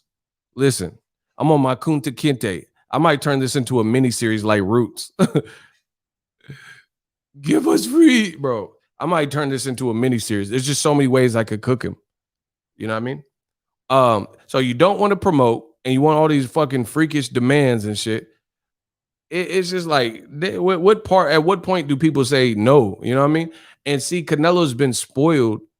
He's been spoiled and allowed to act like this to another. First of all, Mayweather's better than you. That's the fact. He already beat you. He's better than you, right? And he's not even doing this. He's not doing all this. He's not fighting every fight at a catch weight rehydration clause, need a whole hotel to himself, and you know, nobody could be in the casino when he walked down. Like, come on, bro. But here's the thing. Even if they gave you some or most of this shit, your numbers really aren't even proven in the last couple of years since you've been with DAZN. So it's really a raw deal. So enjoy. Let DAZN pick up that tab. I'm not supporting this behavior, bro. I'm not. I promise you. And then people are saying you're juicing because you're not giving you all your fights. It's just a bad look, yo. The man King Corleone said juice. It just looks bad, bro. You have 44 days and we don't know who you're fighting or if you're even fighting. You need to announce if you're fighting or not fighting. You see what I'm saying? And if you're not fighting, it's going to look horrible. You said you wanted the Mexican dates. You said you wanted Mexican dates, but you keep faltering and not fighting on the Mexican dates because you failed a drug test. So you failed in May and the Triple G2 fight got canceled and you got suspended for 6 months. Then you had failed negotiations with Derevyanchenko and Kovalev that won September 2019. So you couldn't fight the Mexican date then, the Mexican Independence Day. And then the pandemic happened in 2020. So you didn't fight in May against Billy Joe Saunders. Billy Joe Saunders said you never even signed the contract, and negotiations sprawled out and took too long. And then now, 2021, you're about to give up. So it's like for the last several years, you haven't even been fighting on the Mexican dates. When Floyd Mayweather, who by way of contrast, he's not even Mexican, but he typically had a Latino, Hispanic like dance partner, or he just had claimed those dates, you know what I mean? Because he put on the big events. He never faltered. He fought May and September. Canelo can't get it together, bro. He's no Mayweather. Yeah, all these demands and shit, and then you don't want to promote, like, bro. And then you wonder, like, listen how stupid you have to even be to accept these things. I want an exorbitant amount of money, but I don't want to promote. Like Jake Paul, I don't know what he makes, but from his Showtime deal, he's probably not getting 40 million. I mean, I don't know. I can't tell you. He's probably getting paid nice, but I don't think he's getting 40 million. And then if he does get 40 million, it's going to be because of his pay-per-view sales was crazy. You see what I'm saying? His flat rate is not going to be 40 million. I'm almost positive, you know? And guess what? Jake Paul, he promotes his fucking ass off. He doing TikToks, Instagram videos. His YouTube channel is popping. His brother's YouTube is popping. They actually promoting. They using social media to their benefit. You can't, there's no one in this room that can take that away. I don't care if you like him, hate him, mad because he knocked out Nate Robinson, whatever. He promotes. Canelo out here divified and he not willing to promote. Man, stop. It's just who's going to accept these terms? So like I said, go bleed and hemorrhage DAZN's money, since they're about the only ones that'll do that. Bro, Bob Arum tried to give Sean Porter $1 million to make a fight. Canelo out here offered $40 million for boxing, 36 minutes. You don't even have the best, like Canelo does not have the most action fights in the last 6 years. Errol Spence got more action fights on his calendar than you. David Benavidez got more action fights than you. We got to get boxing back to what it should be. Bro, Jaron Boots Ennis got more action fights than you. Virgil Ortiz got more action fights than you. And Ryan Garcia shit, like, you know, his shit be more like real. I'm just talking about pure action entertainment. You might see someone head getting out. Wilder, he got more action in his fights than you. And Canelo acting the most divified. So enjoy that.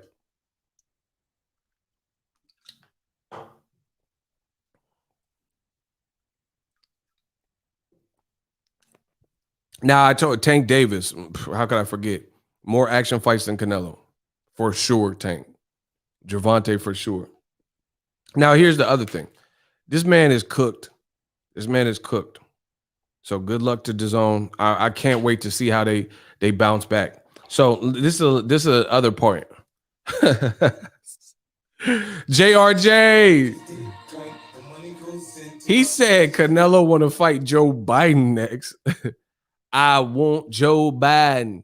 Need Joe Biden. Bro, he said Joe Biden. Y'all be funny. Manny said, what sucks is he's giving a bad example to these young fighters. Look at Teofimo and Ryan, how they're acting. And as a Latino fan, it's embarrassing. Yeah, because if you come from the old guard of Latino fighters, this was never what it was. De La Hoya fought everybody. Fernando Vargas, bro, he was a killer. He fought everybody. Even tricky style. Winky Wright, he fought all them like motherfuckers that was tricky to fight. He fought De La Hoya when they had the bad blood. Obviously, Julio Cesar Chavez. Tricky styles, he still fought him. Like Pernell. I thought he lost that, but he still fought him. Juan Manuel Marquez, that's my boy, bro. Fought everything. Pacquiao was in his prime or whatever, and Marquez fought him 4 times. Nobody, I could do this all day with Latino fighters. Cotto, Eric Morales, Marco Antonio Barrera. He beat the fuck out of Prince Nassim in his prime. I mean, this is just not what's happened. Roberto Duran, Panamanian. You know what I mean? So yeah, I see why like the Mexican legends and Hispanic legends, they don't look at a lot of fighters in this new generation, but namely guys like Canelo, they don't look at it the same because it's like, man, we used to get lesser money and really like go to war. Like Roberto Duran really fought the whole Fabulous Four or whatever. Like everybody. Hagler, Hearn, like, I mean, what are we talking about? Sugar Ray, come on. Here's the other thing that is really troublesome. After all the Canelo Cinnabons and the man fans, oh, shout out to Hector Camacho. He was really with the smoke too, Puerto Rican. Facts. Or he fought Oscar De La Hoya. He fought everybody. Macho Camacho, macho time. He said, horrible boxer. Listen, this is what makes it bad for the Canelo man fans. So Canelo already, he's not fighting Caleb Plant next from what we were hearing, right? That's already bad enough. Felix Tito Trinidad, absolutely. He was a beast. Left hook will take you out of there. All right. Canelo Alvarez, right? He's not fighting Caleb Plant next. That's what we've heard. You know, the deal fell apart. Whatever. Then they're saying that he's willing to fight Dimitri Bivol. This is how low integrity some of the Canelo fans are. Then they're talking about Dimitri Bivol, but Bivol at a catchweight. Bro, the whole talking point from Canelo, listen to the low integrity from many Canelo fans. The whole talking point for Canelo to not fight Caleb Plant and to instead fight Bivol, right, was that Bivol, they believed, these Canelo fans believed that Bivol was a tougher fight. He's a champion at 175. Why would you fight him at a catchweight where he's not a champion?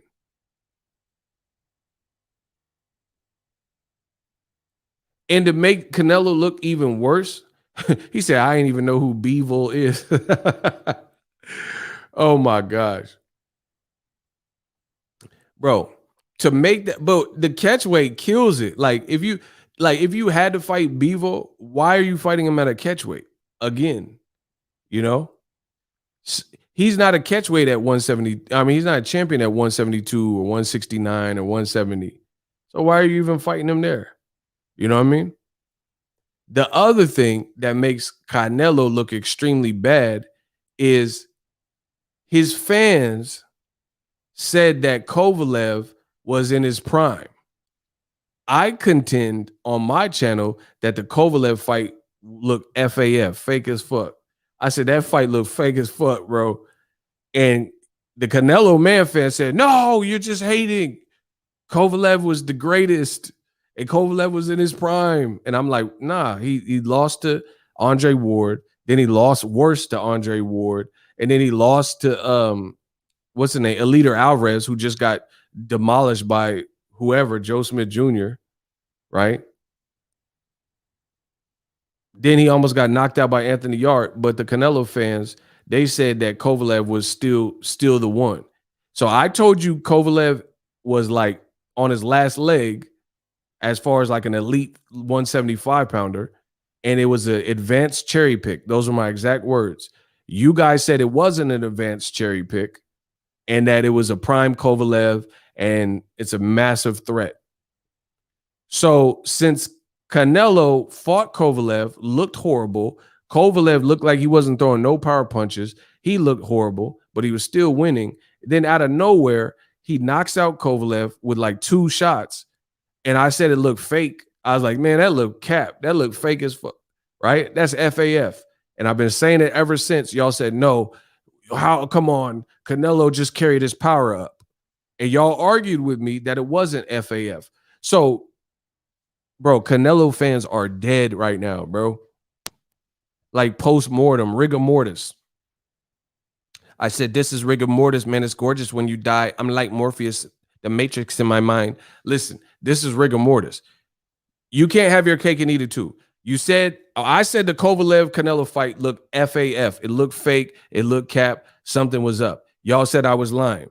I said the Kovalev fight way before the fight, when it was first announced, before the fight happened, I said it was an advanced cherry pick. You guys said, no, it's not. Kovalev's serious business and all this stuff. And he's a massive, he's a prime fighter. He's not shot.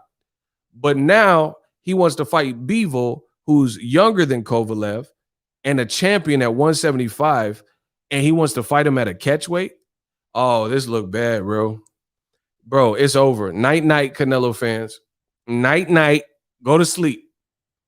Boy, go to sleep.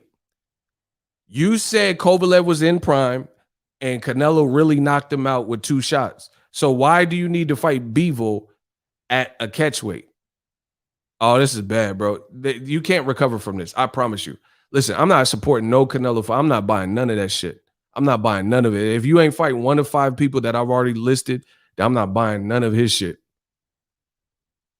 He said, did Kovalev admit he took a dive? They said, I did videos about all that, and they said I was lying. They said, oh, come on, man.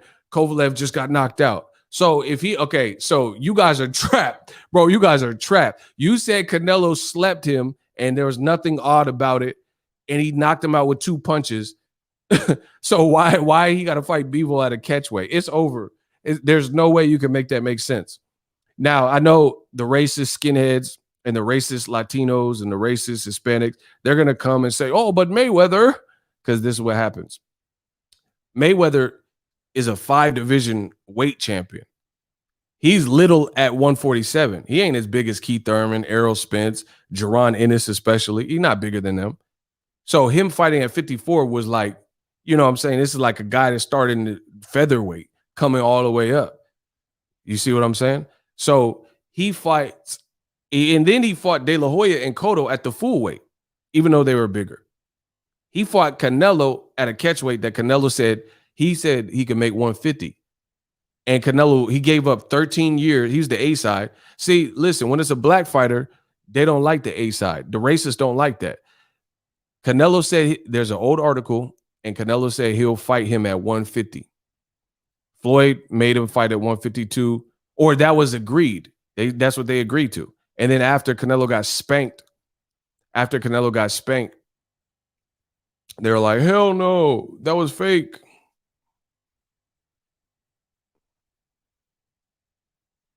Bro, there's no recovery. The Canelo can't recover from this unless he does right. It's that simple. Why would he need to fight Bivol? So once again, this is fake lineage, fake history. Fake history. No, the Canelo fight was at 152. But even still, Canelo is bigger than what you think. Mayweather on the fight night, he weighed like 148, 150. So he still whooped Canelo, and Canelo had a massive weight advantage because Canelo rehydrated and was 13 years younger. Canelo keeps putting clauses and all this stuff in his contracts anyway. Bro, there's no recovery from this. The Canelo fans, it's like being in a car. It's just inoperable. Like you burn the engine out. Floyd was 20 pounds lighter. That's what I'm saying. He still gave up mad height. Bro, why does Canelo need to fight Bivol at a catchweight if he got a 2-punch knockout at 75? So the moment you have an opponent who's bigger, and I don't know Bivol's age, but Bivol might be a little bit younger than Canelo or right around the same age. I don't really know his age offhand, but I know they're closer in age than you and Mayweather. He don't want that. All right, Bivol is 30. So he's a year younger than Canelo. See, once again, now you got a guy that's younger than you, and you want to stipulate him to death. Look, I just pulled it up for the fans. I'm the king. Listen, ego on demand. I pulled it for the fans because I'm the man. Hold on. Now you got a guy that's younger than you, and you want to stipulate him to death. Look, Bivol, he has 18-0, right? 18-0, and he's 30. So now you got a guy who's younger than you, and you got to stipulate him to death because you don't really want that work. See, like David Benavidez is younger than Canelo. Bivol's younger than Canelo. Caleb Plant's younger than Canelo. You don't want to fight nobody on no even regular terms. Caleb Plant, look, Caleb's 29. Look, every time it's somebody younger than him, it's like always some funky stuff. But he'll fight a 41-year-old Carlos Baldomir, a 40-year-old Shane Mosley, a 36, 37-year-old Kovalev that was washed. Bro, this is a bad look. Like, you guys can say whatever, it's over. This is a bad look. Bro, I swear the conversation is, look, Canelo's 31. Look, he don't want to fight nobody.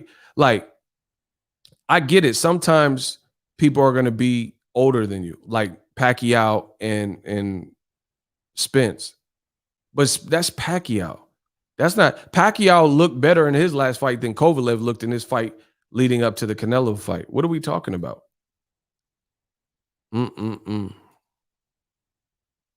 So, yeah, Triple G was 37. If you rematch him, he'll be 40 by the time you rematch it. You see what I'm saying? Bro, the jig is up for Canelo. I promise you that. People, I've been saying it too long about what he was doing, and now you clearly are seeing what he's doing, and he keeps doing it. Bro, it's the boy who cried wolf. He has abused his privilege.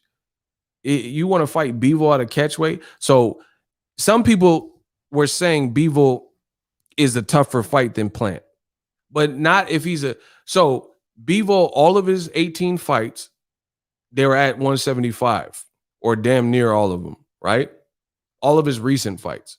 So Canelo wants to be the first to fight him, even though he fought at that weight category and got a real knockout, because you said it wasn't fake, against Kovalev with 2 punches. Why do you need a catchweight with him?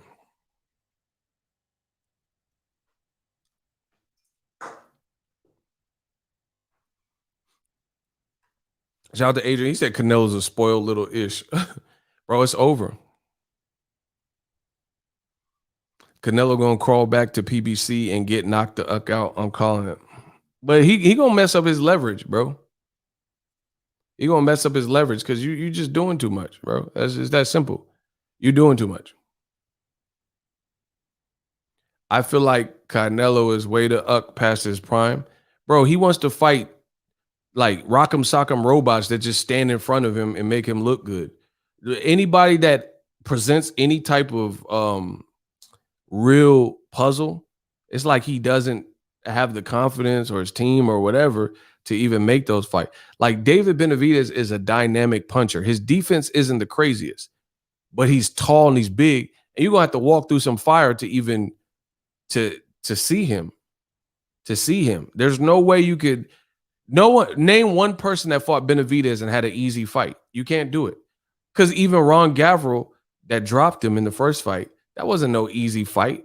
I think he won maybe even a split decision. He didn't win like he just beat the fuck out of Benavidez and it was like over with. You know what I'm saying? Like Caleb Plant's undefeated. Bivol's undefeated, but you wanna tap him and make him come in at a catchweight. Bro, it's just, this is not. Why would Canelo even think you can go on this run and people are going to support all of these fights? He thinks he's just, I'm Canelo and I'm pulling up in my pajamas. So you don't want to promote. You pulling up in your pajamas and golfing every fucking day. You want golf courses in your room. Like, it's just this. There's too many. Bro, I'd rather watch Gervonta Davis because at least I know what I'm getting out of it. And he ain't doing all. He just want to fight. And Gervonta Davis is more fun to watch than Canelo recently. Tell me I'm lying. Who the fuck is Canelo knocked out like Tank knocked out Leo Santa Cruz? Name one person. The last time Canelo knocked out someone like that was who? Amir Khan?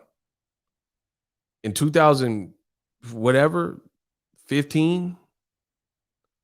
Bro, Tank is more exciting. Look at all, bro, the way I was at the Ricardo Nunes fight, right? So keep in mind, I'm going to use comparable examples, right? Ricardo Nunes was, man, I hit the button on accident, right? I mean, Ricardo Nunes was his mandatory. So it wasn't like somebody that was framed to beat it, but that guy could actually fight a bit. Tank out of nowhere exploded and caught him, and then he was hurt and he went to the ropes, and Tank started hitting him with crazy uppercut. His head was like touching the ceiling. You know what I mean? So look at a comparable type of opponent. Like Canelo fought his mandatory Yildirim and he beat him, but it wasn't like that. Bro, Tank has better fights. I promise you. I just went mandatory for mandatory. When Tank fought his mandatory, he was like destroying him in Baltimore, and his head was like popping up like a Pez dispenser. Average Pilgrim, he sucked, and he quit in his stool. He didn't get dropped. He never looked like he was so badly hurt where he couldn't continue. He just gave up or whatever. It's over. It's over. And Canelo, he wants to survive off of what he's done in the past and try to get all these paychecks, but we'll see. We'll see how long it lasts. Bro, Canelo will never get his next loss because he won't fight the people that even are capable of that. It's that simple. Caleb Plant, all the Canelo fans can say what they want. That's not an easy fight.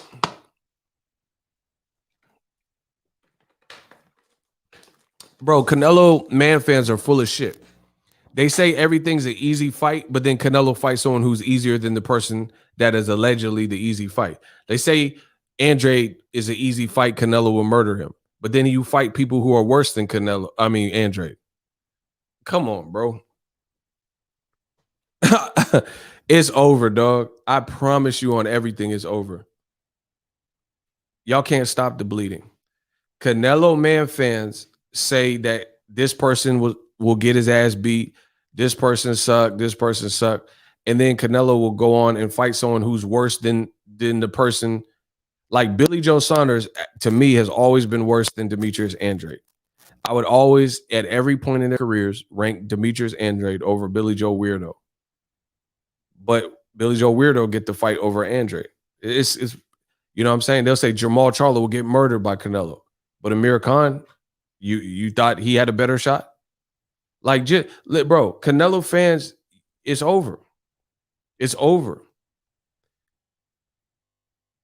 Jamal Charlo, who has more? If you had to bet $1 billion and if you lost, you'd be penniless.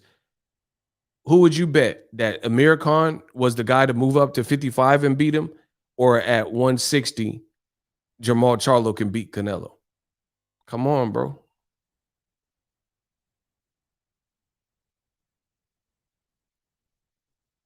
If you had to bet $1 billion that Caleb Plant or David Benavidez could beat Canelo, or $1 billion that Rocky Fielding can beat Canelo at 168. Come on, bro. Come on. You would either pick Benavidez or Plant. There's no one in this room that's being honest that would say Rocky Fielding at 168 has a bigger chance to beat him. It's that simple.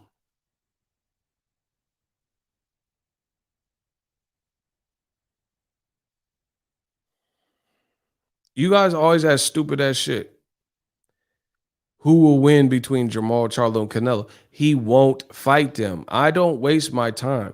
Tell me when the fight's happening, and then I'll give you a fight prediction. I don't waste my time. Y'all not going to waste my time.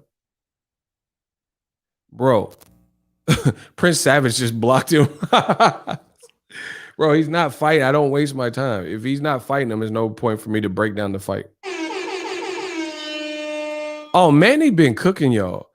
He said Bivol is an easier fight. He's a good fighter, but Canelo is a great counter puncher. That's why he wants to go the easy route.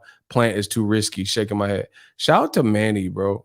He's been cooking. He's been leaving. I've been reading his comments.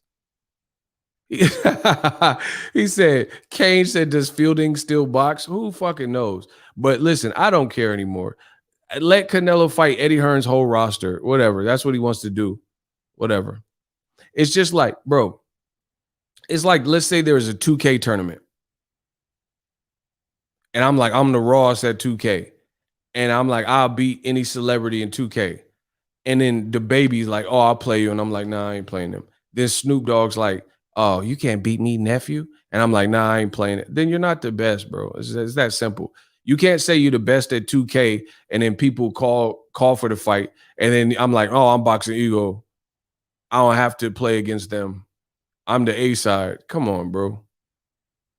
You're not the best then. You're not, there's no way you can say you're the best if you could just hide on an island and not fight none of the people that the public feels could give you a run for your money. It just doesn't work like that. And the Canelo fans, they talk so silly. They say stuff like, "Oh, but Canelo's the A side." Good, he could be the A side. Nobody cares if he's the A side. Nobody's contesting that he's the A side. They're saying you still got to make the fights happen. Like you could be the A side, get no one, like no one's coming to Canelo disrespectfully. No one's saying Caleb Plant's not saying I want to make more money than you. David Benavidez is not saying I want to make more money than you. David Benavidez is not saying I need to walk out first or second. He's led, that's A side stuff. David Benavidez is like not tripping if it's in Texas or Vegas, somewhere fair. David Benavidez probably fight him in Mexico, to be honest. I mean, I don't know, but you can ask him. You see what I'm saying? The man is wearing his pajamas to every weigh-in, to weigh-ins, not even like the press conference, to weigh-in. Like, bro, he wants to be in La La Land. They had Eddie Hearn made one of the rooms into a golf course. He's not like, bro, he's trying to do the bare minimum. Canelo's like the movies with them lazy ass security guards. The guy's a security guard, like Night at the Museum. He's a security guard, and the man, he's in the little booth and he fell asleep. Or like the Terminator 2, Terminator and T-1000 shooting at each other, and in the guard, he got his back turned and he eating food, and then on the cameras you can see the T-1000 walking into the prison cells and shit like that, and the security guard ain't even paying attention. That's Canelo, bro. He got his green. What's is a guard card? What is that called? I almost said green card, but I meant guard card. What's that called for the security guards? The guard card? Bro, he got a guard card and he want to be Paul Blart. He only want to work to a certain echelon. The man got a guard card, bro. Night at the Museum. You see the T-1000 behind you, all the surveillance monitors, and you're not even paying attention. You playing video games on your phone or something like that. That man says Canelo acting like a stud, my guy, screwing his fans with a strap on. Oh, wow.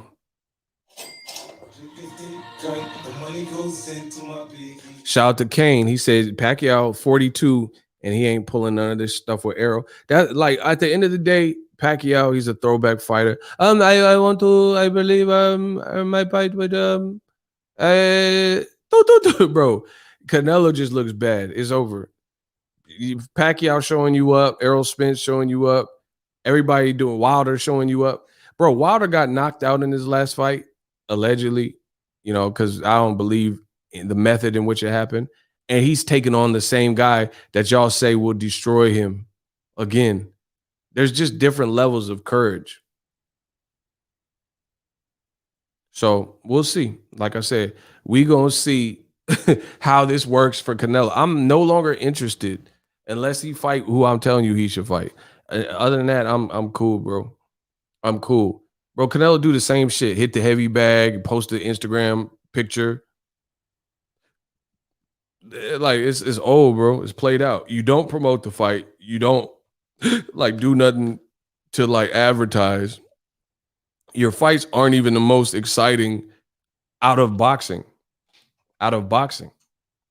Tank got more excited fights in his last 5 fights. Wilder got more exciting fight. Bro, Wilder just knocks people out.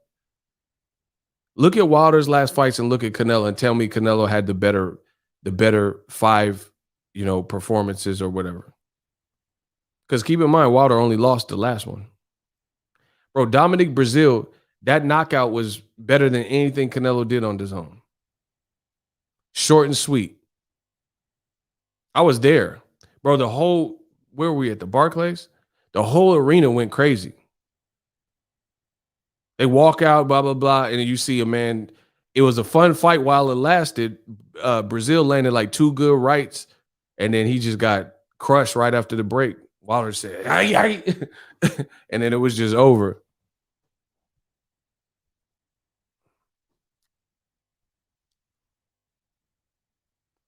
The Manny impression is SNL status. Y'all tripping. But I believe in my fight with I will witness age is nothing but that number. He said Brazil hurt y'all light skin. Bro. Yeah, I was getting angry fan messages and shit. Brazil fucked it up for everybody. That's what I'm saying. Canelo don't he ain't had no KOs like that. Bro, even average like, bro, they say Wilder's bum squad. Can you imagine if an average pilgrim fought an average eardrum fought Wilder, a guy coming off a 2-year layoff? Bro, Canelo is not the god. It's just what it is. He a good little fighter. Can you imagine if Wilder fought a guy? See, this is, I'm telling you, the pedestal for black fighters is so ridiculous, according to old media, that it's not even manageable. Can you imagine if Deontay Wilder fought a guy under any circumstances that was coming off a loss in a 2-year layoff and had been knocked out by Chris Eubank level person? You know what I'm saying? Who lost to Billy Joe Saunders? You see what I'm saying? Imagine Wilder fought his mandatory Brazil and he was coming off like 3 knockouts in a row or something, and they still said he bum squad. You see how black fighters is always a different standard? Don't take my word for it. Just look at these examples. Brazil's taller than Wilder. He outweighs Wilder. And he was coming off knockouts as opposed to coming off losses. But Canelo, he could fight Yildirim off a 2-year layoff and a loss and not even knock him out, like, for real, for real. Like, I mean, he knocked him out, but it was like a TKO, I don't want to come out no more. Or his team or whatever. I don't know how it happened. His team said no mas or whatever. You know, Wilder just stretch you. Wilder would never, any black fighter would never, ever get an opportunity to fight someone off a 2-year layoff and get credit for it. You know how I know? Because there's black fighters right now today that are fighting better, more active fighters, and y'all don't want to give them credit for that. So I know you wouldn't give them credit for a guy coming off a loss in a 2-year layoff, but Triple G can fight Vanes Martirosyan, same scenario. But when you have the complexion for the protection, this all is forgiven. Triple G fought Vanes Martirosyan when Canelo failed a drug test, which people try to sweep under the rug for Canelo. Vanes Martirosyan was coming from 154 to 160. He was coming off a loss to Erislandy Lara, and he was coming off a 2.5-year layoff. I went to that fight, and at least Triple G knocked him out like crazy. You know what I mean? But it's still the same scenario. There is no black fighter walking on God's green earth that would get credit for those types of wins. Wilder fought Ortiz twice, and nobody will fight him once, except for Wilder and my man Bryant Jennings. So 2 black American fighters is about the, and Tony Thompson, 3 black American fighters, about the only people that had names that was willing to fight Luis Ortiz. 3 black fighters from America, not black fighters from the UK. No Joshua, no Dillian White. Joe Joyce said he needed more time. Daniel Dubois didn't fight him. Nobody will fight Luis Ortiz, but Wilder's a bum. How did Canelo get the Yildirim fight? The WBC, we back Canelo. They do whatever he wants. Canelo says, I was born ready. Make average eardrum. And then they do it. Man, Luis Ortiz is still a monster. We'll see if Andy Ruiz takes it. Ego should be sponsored by Kingsford Charcoal because he's constantly barbecuing the game. Y'all funny. Man, I'm just doing my job. I am doing my job, and I got the video, and I do believe Boxingego.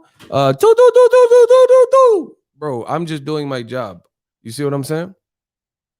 They got the complexion for the protection. Talk to him, Manny. So at the end of the day, like I said, I think I just think Canelo, he just got to fight somebody that people want to see him fight. Like you can't do this to Errol Spence. You can't say he ain't fighting nobody. You can say I want to see the Crawford fight, but everyone's tapped into the Mikey fight. Everyone was tapped into the Sean Porter fight, and everyone's going to be tapped to the Porter or the Pacquiao fight. It's that simple. But Canelo's fights, I don't even forgive people if they not even really checking for that. Pacquiao got more guts than Canelo, and he 42. What's your psychological analysis on Canelo?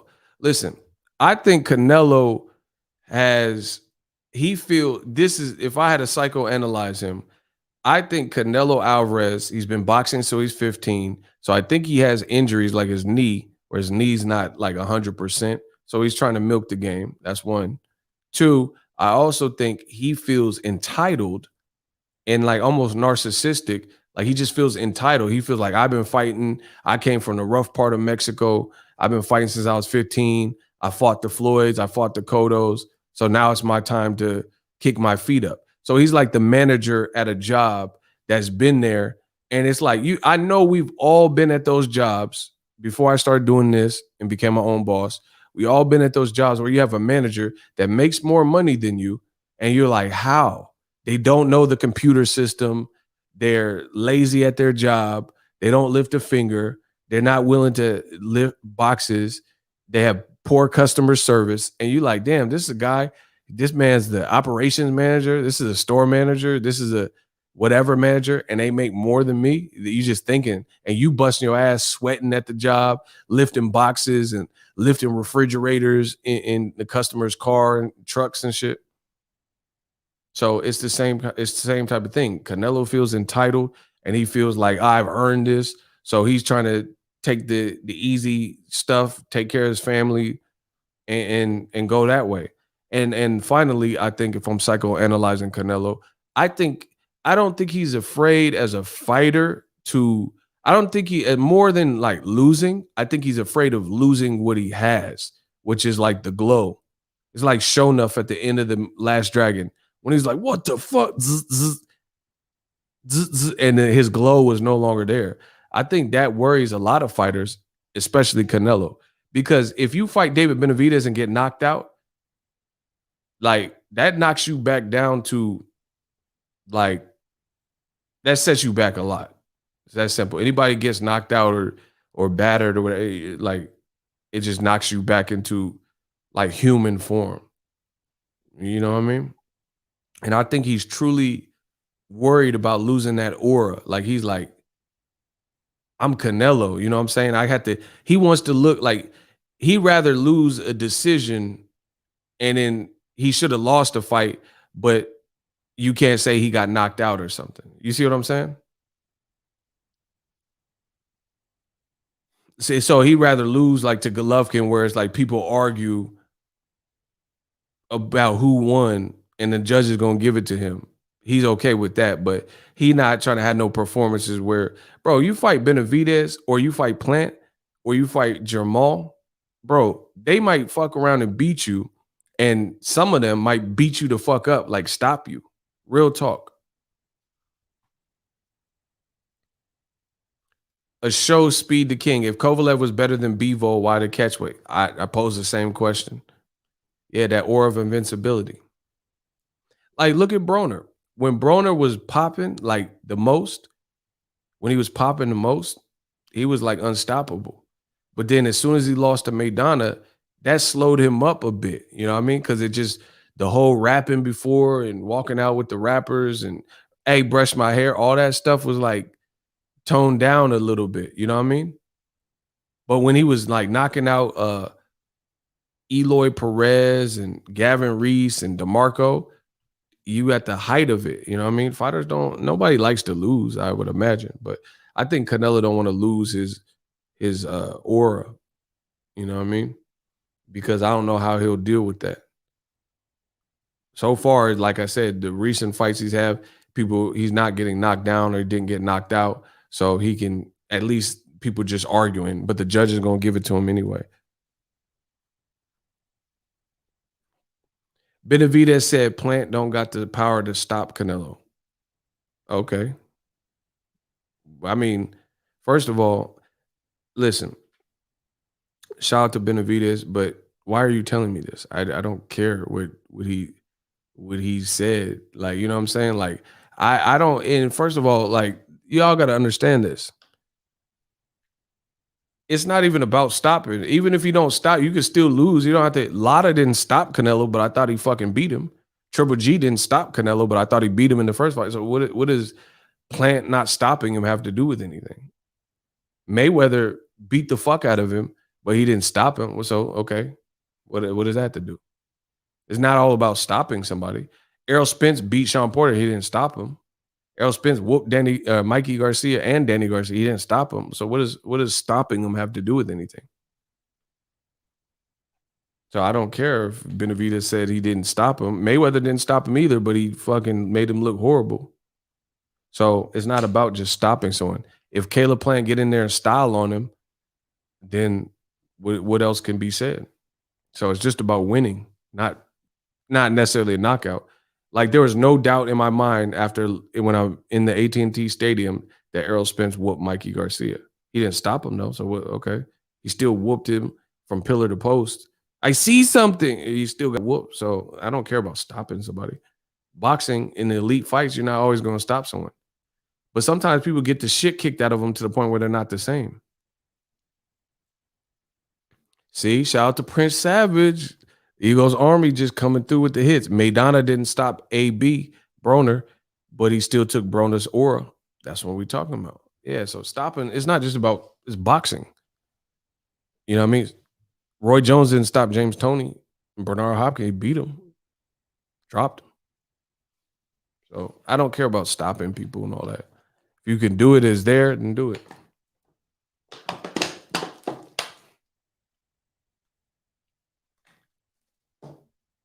And how does Benavidez know what Plant's power is like? He didn't even fight him. I don't even think they spar or nothing. So you can't, I mean, you can look on TV, but shit, Plant dropped Uzcategui twice, and he was coming off of the Durrell fights. So you don't really know someone's power like that necessarily. Because Tim Bradley, how did he stop Brandon Rios, but Pacquiao and Mike Alvarado didn't? So come on, man. Like,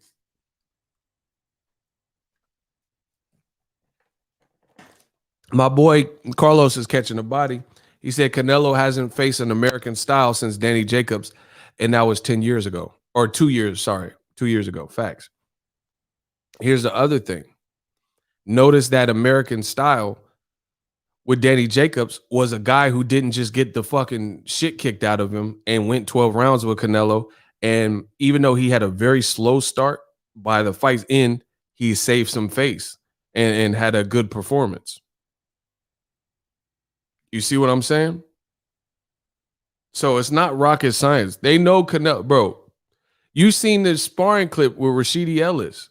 Rashidi Ellis got tore up by David Benavidez, but he looked like he was getting shots off on Canelo, to be honest. Bro, Jacobs did good in the second half. Bro, Canelo's not what you think. It's just that simple. And if they really thought he was what they think, they would take the training wheels off. But they're not. So him and Eddie Hearn, enjoy. I don't care. Go fight at Catchweights or whatever. I'm over it. It's that simple. It's that simple. I don't care. He can just do whatever. All these rehydration clause. Enjoy. Your fights aren't the biggest in boxing. You're supposed to be the face of boxing. Your fights aren't the biggest in boxing. And here's the thing. Canelo, all these decisions that he's making other people more relevant. One, you're off pay-per-view. You're off pay-per-view. Two, you keep doing this BS and stipulating people. Three, you're not fighting the people that we want to see you fight. What am I on? 3? You're not fighting the people we want to see you fight. And then 4, there's just newer people like in boxing. Man, Virgil Ortiz, I like what I'm seeing. You know what I mean? Him and Mean Machine. Remember you said the poop clause. Bro, he got a poop clause in there. You can't poop the week of the fight. You got to be constipated. Like, it's always this stupid shit, bro. What the fuck is a poop clause? See, that's what I'm saying. Shout out to David for reminding me. Canelo just be putting stupid shit in there. Man, he got a poop clause. If you need to cut weight, but you can't poop. No pooping. Ain't no poop. We don't got a pooper scooper at the facility. So no pooping. Man, what type of shit? That man tell you can't poop. You got to be constipated. You want to fight me? I'm the king.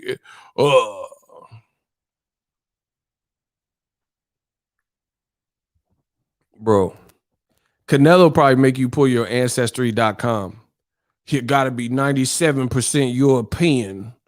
If you want me, I'm the A side, bro. Canelo make you show the ancestry.com results. And you got to be like 97.99999% European. And if that ancestry.com fucking results, oh, you too much Negro. I can't be. Oh, yeah, you got some black in you. I can't be fighting you. Oh, you Mexican? Oh, no, hell no. That's too much. You got too much Mexican in you. That's bro. Bro, you gotta be 97.999998999% European. Okay, you 1% Eskimo. That's okay. That's okay. Bro, Eskimo, like, come on, bro. David Benavidez got to check to see if he 97% Eskimo and all this stupid shit. Because Caleb play, he's Caucasian, but the brother got soul. So Caleb mixed with something. He mixed with something. I don't know what it is, but we gonna find it when we pull up that ancestry.com. Bro, that's white chocolate. They're like, oh, Jamal Charles, hell no. You 98% Houston. We can't, no fighters from Houston. Like, bro, you know what Canelo reminds me of? The Bay Area bouncers. Bro, there'll be some racist clubs in the Bay Area, and you'd be like 5 dudes, and if y'all black or some shit, and y'all look too rowdy, the bouncers would have all these dress codes, and they would basically just look you up and down and like scope to see what you were wearing, and then say that's part of the dress. Like they have no signage advertised saying you can't have these things. Do you see what I'm saying? That's how that's how they would regulate how many like black dudes was in the club and shit. Bro, the Bay Area has some race, even though Bay Area has a lot of like mixed culture and stuff, they got some clubs that was like racist like that, like the club owner, because you got to understand it's the owner, whoever the owner is, he might be telling them. So the bouncers look at you, oh, no tennis shoes today. You got to go home. And then even if you went home and came back with some Stacey Adams or Gators, they'd be like, oh, it's too late. You took too long. We're like, what are you talking about, bro? That's Canelo. He like one of them bouncers that won't let you in the club, and he'll find a reason why you can't get in the club. Oh, no thin mustaches. You look like Pepe Le Pew. I'm sorry. You can't get in. Your mustache is too thin. Like, what does that even mean? Like, because I used to have this thin mustache. That motherfucker talking about your mustache is thin. You look French. You can't get in. You look like Zorro. No thin mustaches tonight. You got to come back on Thursday. Saturday, we don't have thin mustaches. Like, oh my God. They always try to find, that's Canelo. He trying to find something wrong why he don't have to fight you. Oh, Charlie, you was born at Houston Hospital. We don't trust them, so you can't fight. Like, oh my gosh, Canelo. Bro, Sammy Sosa gonna try to sneak in, and Canelo gonna put that ancestry.com report on him. Lighten up like Sammy Sosa. Bro, Sammy Sosa gonna sneak in and try to fight him. Leonard Ellerby said Canelo wasn't stopping guys at 47 and 54. All of a sudden, he's a puncher at 168 and 75. I told you that looked crazy, bro. That looked crazy. Usually, you fighting bigger guys, you usually don't hurt them more when you move up in weight. You know what I mean, bro? Look at it, Canelo. It took 9 rounds or some shit to stop Liam Smith at 54, whatever amount of round, and then he fights Liam Smith, way bigger, stronger brother, and he's pulverizing him every round. I don't know. That looks sketch. I don't know. That looks sketch. Bro, we gonna see, bro. That looks sketch though. You fighting the smaller brother who people didn't even think was as good as the bigger brother that hit harder, that won something, a tournament, you know. And then now you just like mopping him up. Like Cotto, you didn't drop or stop Cotto, and then you fighting fucking bigger Kovalev at 75 and you destroy him with 2 punches. That looks suspect, bro. Hey, Canelo, that looks suspect. Come on, dog. Hold on. Kovalev is like 6 feet tall. I've been next to him and Cotto. Cotto tiny, bro. I'm telling you, bro. I seen Cotto. I almost put him in my pocket, bro. He tiny. Listen, I ain't going front. Shout out to the legend. Shout out to the Puerto Rican, bro. I seen Cotto in San Francisco. I almost put him in my pocket. Like, bro, he was hella small. He was hella small. I am Miguel Cotto. I believe. Bro, he was tiny. Cotto was not that big, bro. I was like, oh, this Cotto. Hey, I'm about to put him in my pocket. What's up, Cotto? Welcome to my crib. Bro, he's small. Kovalev is not tiny like that. I've been next to all these fighters, man. Come on, bro. And you mopped it. You were losing the fight and you just destroy him with 2 points. I don't know. It looks suspect, bro. But I talk about the shit y'all don't want to talk about in boxing. And here's another. Oh my, bro, I could do this all day. I'm about to flame Canelo. I might flame him for the rest of the year. Here's another thing. Remember, I said this before, but I want to reintroduce this. Allow me to reintroduce myself. My name is Ego. Listen, how you stop a guy in a fight you're losing with 2 punches at 175? You want to fight Bivol at a catchweight. And Kovalev was supposed to be more accomplished and storied than Bivol. Okay.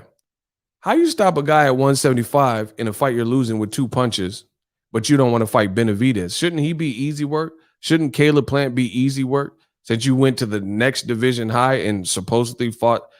Their team said Kovalev was the best 175 pounder at the time they fought him. So why not fight Plant? He's not hitting like Kovalev at 75. Man, Canelo cap. Something's up. This don't make sense. That's like me not wanting to fight. That's like me fighting Wilder and then I beat him with 2 punches and then I don't want to fight a cruiserweight. I don't want to fight Logan Paul or something. You know what I'm saying? That don't even make sense, bro. So you can knock out Wilder with 2 punches, but you refuse to fight Logan Paul? And he's not even as big as Wilder and he don't hit as hard as Wilder? Like, come on, bro. Nah, bro. Something's up. You doing something in the contracts or something. Nah, bro. They drained or 1 week training camp. You doing something, bro. That's impossible, dog. That's impossible. There ain't nobody who's fighting bigger people and destroying them with 2 punches that's going to be hesitant to fight a smaller person.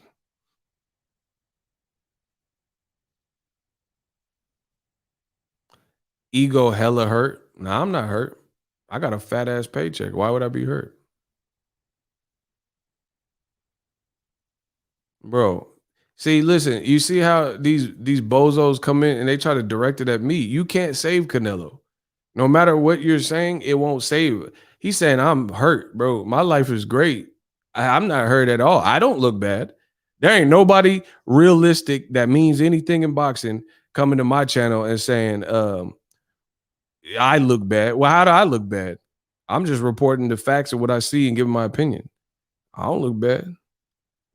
So I don't know why I'm hurt and all that. Bro, my life is luxurious. I enjoy what I do. But you still can't save Canelo. So, yeah, there's that part. Bro, look, Look at all this stuff we buying for the channel. Look, he said I'm hurt. Or look at all this. Look at all this stuff we buying for the channel, bro. The fuck is you talking about? He said I'm hurt. This is every day. We buying all this stuff for the channel. All my package. Every day's Christmas for me. I don't know what you talking about. When they hate donate, every day's Christmas for me. They saying I'm hurt. Hurt for what? Money? Okay. What am I hurt at? Look at all the stuff we buying. Follow me on Instagram. I'll give you more to hate on. Look at all these packages. Oh my God, that was just today. That was just my today package. Come on. The day before, same thing, bro. These young boys can't beat me. What am I hurt for? What am I starving for? Huh? Look, day before. Look, we got more stuff for the channel. What am I hurt for? Come on, y'all gotta talk to it. Bro, I'm getting Amazons every day. We building every day. What am I hurt for? Y'all let me know. Bro, at the end of the day, you can't save Canelo. It's over. So get that out your system. Anyway, appreciate y'all. More content coming. Enjoy your Thursday. I know the haters is mad. Kiss my ass. I'm mad. Listen, haters, I know you in here. I know you listening, clicking your teeth and mad. Jay, they better tell them to leave me alone. It's over. Haters, y'all mad in here, huh? Oh, ego. Oh. All you do is talk about Canelo. I'm going to talk about him tomorrow too. And the next day. I'm going to talk about every day. I'll talk about what I want on my channel. Anyway, appreciate y'all for rocking with me. Ruthless Boxing. No matter what struggles with certain crafty style. Man, we know it's at the end of the day, Canelo's just staying away from certain styles. Tao said they mad. Good. They're gonna stay mad because we out here winning. Great show as usual. David, appreciate you. Ego the best on this YouTube, killing the Cinnabons. Carlos, talk to him. See, I told you, I love y'all for the support. Keep rocking with me. I told you it's like Jadakiss and the Locks versus Dipset. They not on the level, bro. I'm a lyrical nightmare. I'm right here, the lyrical nightmare. Come on, man. Come on, it's me, man. It's me, man. I know the Nello fans mad. They and see, listen, do you know they accept everything from Canelo? Canelo said he want to fight him at a catchweight. They okay with that. Canelo don't want to take a deal. They okay with that. Canelo said he don't want the multi-fight deal. They okay with that. Canelo said he don't want a one-fight deal. They okay with whatever he decides. Conveniently, these Cinnabons, the Cinnamon Toast Crunch Bunch, they're okay with anything. So that's why we're not worried about you. We're not worried because that's not real. That's not a real fan of boxing. A real fan of boxing, like I like Dipset. I really, if you know anything about my channel, you've heard me talk about Cam, you heard me talk about Jewels, and you heard me talk about Dipset. They took a L though. On that Verzuz shit with the lot, they took a L. They took that on the chin. See, I have no problem being a true alpha and letting you know what's going on. I don't hate Canelo. You could think I hate him. I'm just calling him out for what he's doing. He's a good little fighter. But they don't want to be real. So how is it that me? That's why I tell you I'm something different, bro. How is it? I'm telling you, I've been a lifelong fan since they've been out. A Dipset. I like their music. I like them. I've been a Cam fan. Boom, boom, boom. But I could still fix my lips to keep it real and say they got cooked. They got cooked by the Locks. The Locks outperformed them. They got cooked though. They lost in every. There was beat flips, the energy, the song select. They lost, bro. You know what I mean? The Cinnabons is honey buns. Fact. Nah, I like Big L. Man, come on. Y'all know I like Big L, though. Rest in peace. Canelo told the world he wanted undisputed. Now they need to make excuses for him not to going for it. You see what I'm saying? And then they told Wilder to take the 3-fight DAZN deal, and Wilder was stupid for not doing it. You know how much money he's made since then? He made a lot of money for the Brazil fight. He fought Luis Ortiz on pay-per-view. He fought Fury 2 on pay-per-view, and now he's about to fight Fury 3. So he didn't need no DAZN deal. He making money. He was on the Forbes list also. Canelo, his shit is dead. Dead. Y'all want to see a dead body? Bro, his shit is dead if he does not do right by the boxing fans. Bro, look at his gym. Look at his gym. Ryan Garcia, it's looking bad. Like, I'm just being real. I'm a real person. Ryan Garcia and Canelo, them two, right now, it's not the best look for them. Ryan Garcia is like, I'm coming back in October. I don't want to hear Ryan Garcia talk shit no more. I don't know about y'all. How you stressed out and got anxiety, but then you start trash talking again? It's over. You can't really pick that. You can't really pick that lane no more. I don't want to see if you fight Jojo Diaz, you talking shit to him. Bro, you need to chill before you get anxiety. It's like you don't feed a diabetic too many sweets. If a man has already said, listen, I'm gonna say it again. I'm coming with the heat. You don't feed a diabetic too many sweets.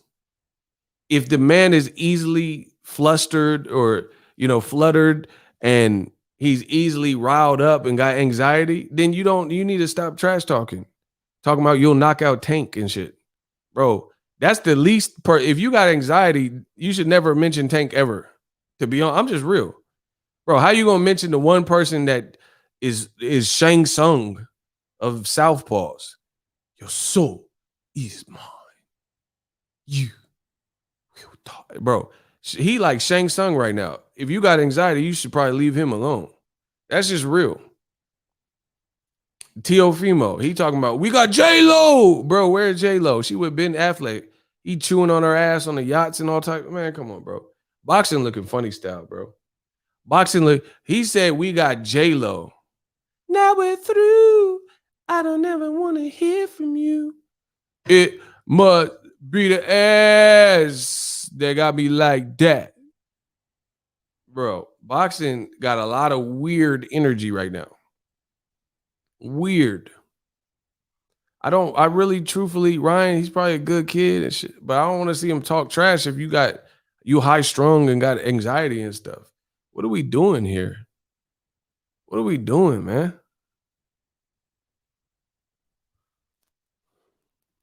What are we doing? Teofimo, he said these clowns are making a mockery of the sport. Bro, no one else in boxing is willing. See, because nobody's self-made like me. You know what I'm saying? So everybody's worried about like, whatever, interviewing. Like, I'll interview anybody. If we disagree, we just disagree. I respect you as a man. You can respect me as a man. We don't have to be best of friends or whatever, or we can be best of friends. I'm just giving you my honest attempt and honest takes and shit. Bro, there's a lot of pump fakes. That was the Black Yoda. Bro, Canelo is not fighting the name. Like, come on, bro. Andre, Charlo, Benavidez, and Caleb. Those are 4 better fights that will make money in America where he's fighting than any of these other DAZN fights that he's fighting. That's it. It's that simple. Nothing else needs to be said. Nothing.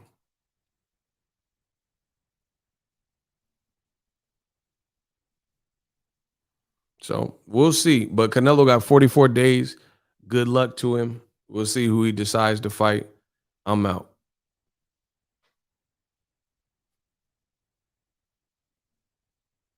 I said I'm out.